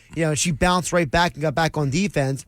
The other part is that she got fouled, made the three, and started trash talking the ref. And good job by the ref to not give her a T. That's what I say. Yeah, it's a good point. But yeah, I did see that. I mean, she's having a rough go at it early in terms of the physicality, and she has admitted that. But she is getting better, and I think that is the positive. Now I don't know when the Fever are going to win a game, but she's at least making it interesting. I will say that her teammates got to do a better job helping her, though. I think there are some times I've watched 2 of their 3 games, Mike. I feel like there are times they got a little Allen Iverson syndrome. They kind of just stand around and watch her. They don't actually run the offense. They're not a good team. I mean, that's part of it right there. We talk about the depth and that kind of stuff with the women's game.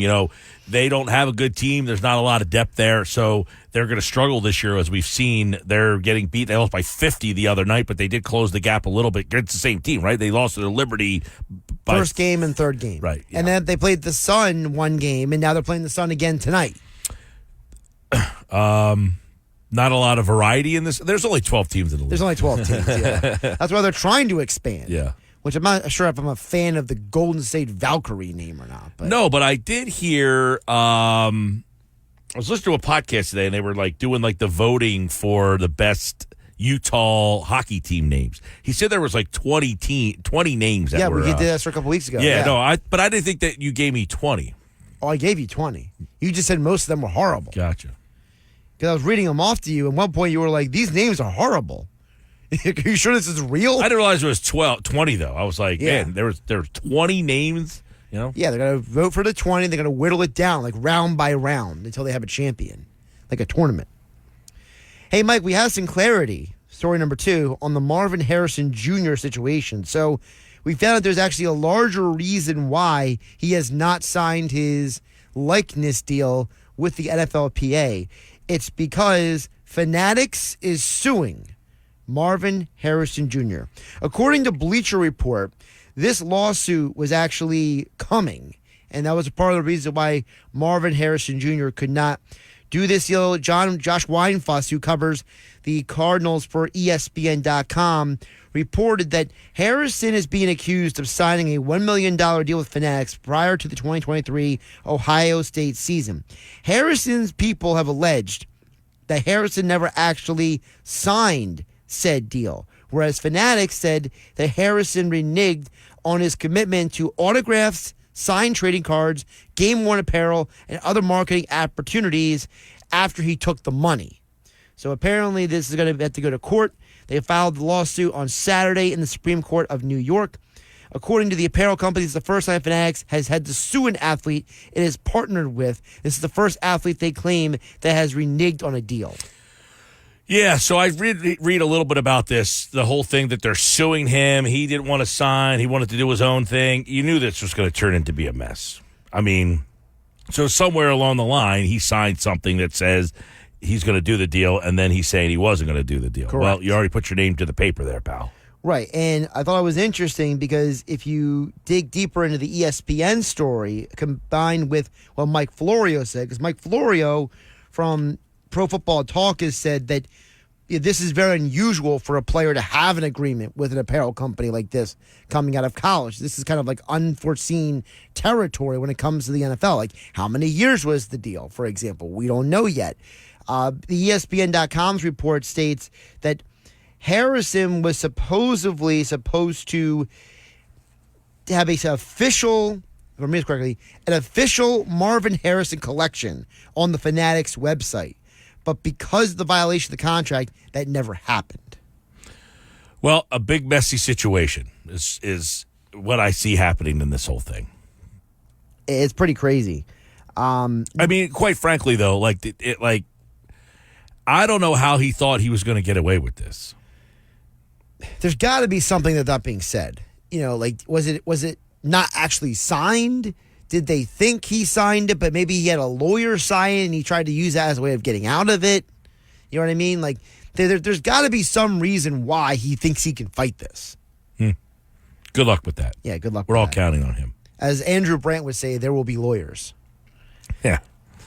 Mike, my third story for you, this came out over the weekend. I was reading this. So The Athletic is reporting that Major League Baseball is trying to make a huge change for their television future. So apparently one of the reasons for the Roku deal that has been agreed to, Mike, is because Rob Manfred is trying to push Major League Baseball into no longer having regional sports network contracts and instead having a national TV contracts like the NFL does. Now, part of the pushback by the owners is how that money will be distributed, because teams like the Yankees obviously make a ton more money than a team like the Rockies from their deal. The New York Yankees make $143 million in their rights fees, while the Rockies get $57 million. Huge difference. So there are some teams that are not sure they want to, evenly share the money with Of course all not. the teams. Well, why would they? But according to sources for The Athletic, they believe that this is what Rob Manfred is really trying to push before he's done with being commissioner, to eventually have an NFL-style deal for Major League Baseball, because Rob Manfred believes the future for regional sports networks is dying. And remember, we just had that story a couple of weeks ago where NBC Sports Chicago is losing all the teams in Chicago coming up this October. So well, maybe all the there's something Bally to that. sports went under is the problem. That's So what this whole thing, I've been listening to a lot of podcasts about this. It's not going to work. Okay, the Bally sports all went under. They got bought by Amazon Prime. Correct. There's about 20 of them, give or take. Well, the other 10 don't need Bally Prime's help. Correct. The Yes Network that does the Yankee games, NBC's Philadelphia. I haven't heard. I mean, they've got their own problems, but they haven't been lumped into this Bally's problem. Correct. Where they're claiming bankruptcy. So if you're like the Dodgers have their own network. Few other teams have like their own like network that does pretty well. The Bally's ones are the ones that are the problem, and they're like in the smaller middle market places. Sure. So Prime basically wants to have a streaming platform where you can go and watch all these games on these regional networks. The problem is not every team is in a spot where they want to give up their streaming rights. Correct. And part of the other issue that Rob Manfred is running into is the blackout issue. There are still some owners that want to keep the blackout rules when it comes to television broadcasts. And Rob Manfred is trying to push people to end that practice as well. Yeah, I don't know how that thing is even still plausible or possible at this stage. Like, if you're going to go to a game, you're going to go to the game. I mean, half these buildings are empty or you know, it's not like people are drawing. It's like they think because the game's on TV. Like, for instance, if you live in Iowa, isn't Iowa like a state where there's like 8 different teams that are blacked out for them? Correct. They have a blackout. Part of the state has a blackout rule for the Cubs, the White Sox, the Cardinals, the Twins, and there's one more. I forget. Maybe the Royals. Might be the Royals, right, yeah. They can't watch any of those games. It's stupid. But like the whole MLB.TV, if I got rid of cable or whatever, I still can't watch the Phillies with MLB.TV. Correct, because the Phillies game will be blacked out. Yes. Now, if you get Sunday Ticket, can you watch the Eagles? Yes. That's the difference. I don't know why baseball won't let you, because you could pay for MLB League Pass or MLB TV. Right, but why they black that out? Yeah, but if you live in Philadelphia or the South Jersey area, you can't watch the Phillies here with MLB.TV, where you're saying, I don't have Sunday Ticket, so I don't know. Like, I can watch the Eagles? That's what they say. The NFL does not have a blackout rule for that package. That's a big problem. Yeah, and I know that's been like an antiquated thing that they've been fighting over for years, but come on now. Like, if you want to say the blackout rules, you can lessen the blackout restrictions. Like, you could say, hey, within a 30-mile radius of the stadium, maybe. Like, for another state to be blacked out that doesn't even host your team. Right. It's ridiculous. It's just insane. Yeah, I don't see this thing getting off the ground here because of that. Like, the Yankees with the Yes Network, they don't have any reason that they need to. They make $157 million a year. Why do they need a national deal? Yeah, they have no reason to comply with any of this stuff. So I don't see how that to happen. Now, would it be neat to have like an ESPN Plus for Major League games? Now, what is it? He's saying he wants to do something like the NFL package. What, like have like American League games on like Fox and National League games on CBS or something like that? That's the theory. That ain't happening. The only way that can happen. The problem, like, what are they going to do? Put like the regional game on the regional network. So like NBC 10 would have, let's say, the Phillies games instead of NBC Sports Philadelphia. Right, but like, so if you're in the Philly market, you would get the Phillies game. If you were in, like they do for the NFL, like you're here, you get the Eagles game. Yep. But they can show, but like, what do they do? I don't know. I mean, every day of the week? Yeah. That's what he wants. Rob Manfred thinks that they can make more money long term if they have every game broadcast than doing it this way. But like you said, the problem is, seems like the Yankees are saying, why should I give up my money so everybody else makes money? Yeah, I don't know. That's to me, that probably isn't going to be working. No, that's my 3 for you. Sports Bash live, 97.3 ESPN. By the way, that Mainland prep game, it's 0-0. 2 outs in the bottom of the 7th. Mainland's got a runner on first. Tight game. Good game. 0-0. Cape Atlantic League Finals. Mike Gill's got a game of pitcher's duel. Pitching duel, packed house. Both starters are out of the game now. It's called the bullpen, brought to you by Pizza Hut, yeah. All right, and someone just stole a base, so Mainland's got a runner at second with 2 outs in the 7th. All right, we'll get you up to date on that. You can go watch it on our website, 97.3ESPN.com. Final thoughts on today's show coming up next. The Sports Bash with Mike Gill on 97.3 ESPN and the free mobile app. All right, get ready to end up tonight's show. We've got nothing tonight. Any hockey tonight? What's on tonight? Anything? No Phils, no NBA. There's hockey on tonight. You paying attention to hockey at all? Yeah. Oilers Canucks are tonight. Stars have already moved on. Panthers versus Rangers in the Eastern Conference Final. Anything else you need to know? Nope. Well, no There's your Phils hockey tonight. No Phils tonight. No NBA tonight. The NBA starts tomorrow. It'll be every night in the conference finals until the end. So you'll have Tuesday, Wednesday, Thursday, Friday, Saturday, Sunday, Monday. I think that'll get you through the first 4 games for both series. And you can hear all those games on 97.3 ESPN. Yeah, that starts tomorrow night with the Celtics and the Pacers, Minnesota, Dallas. Not like the most glamorous matchups here, though. I think the star power, so I'll be more than interested. Well, yeah, just a lot of people aren't used to some of the stars, right? You got Ant-Man, who's kind of new kid on the block here. Luka, Kyrie, at least some those two, big time, yeah. Pacers going to be interesting because no Porzingis for the first 2 games of that series. Well, this game's bases loaded, 2 outs, bottom of the 7th, 3 balls, 2 strikes. Oh, my goodness. Right? To win the Cape Atlantic League Baseball Championship. You got some play-by-play there for me? I'm trying to see what happens here. It's 3 balls, 2 strikes, bases loaded, 2 outs. Christian Elliott's up for Mainland. They got the bases loaded. They just need a run to win it, and he fouls a pitch off. I don't know that we're going to get this in before the end of the show, but you can go to our website, 973ESPN.com, and check out the game. But, yeah, bases loaded, 3 balls, 2 strikes, 2 outs.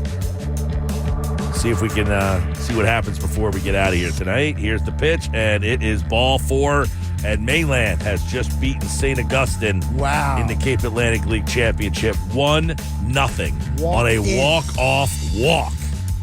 And they are dousing him with waters and all sorts of crazy stuff. They're going nuts. Mainland has won the Cape Atlantic League Championship. Congrats to the Mustangs. Yeah, great tournament, that new baseball Cape Atlantic. It's kind of like the basketball one. They do it for baseball now. So that's, I think it's like its 2nd year maybe. All these teams heading on to the playoffs coming up, and game night is coming up next. I'm out.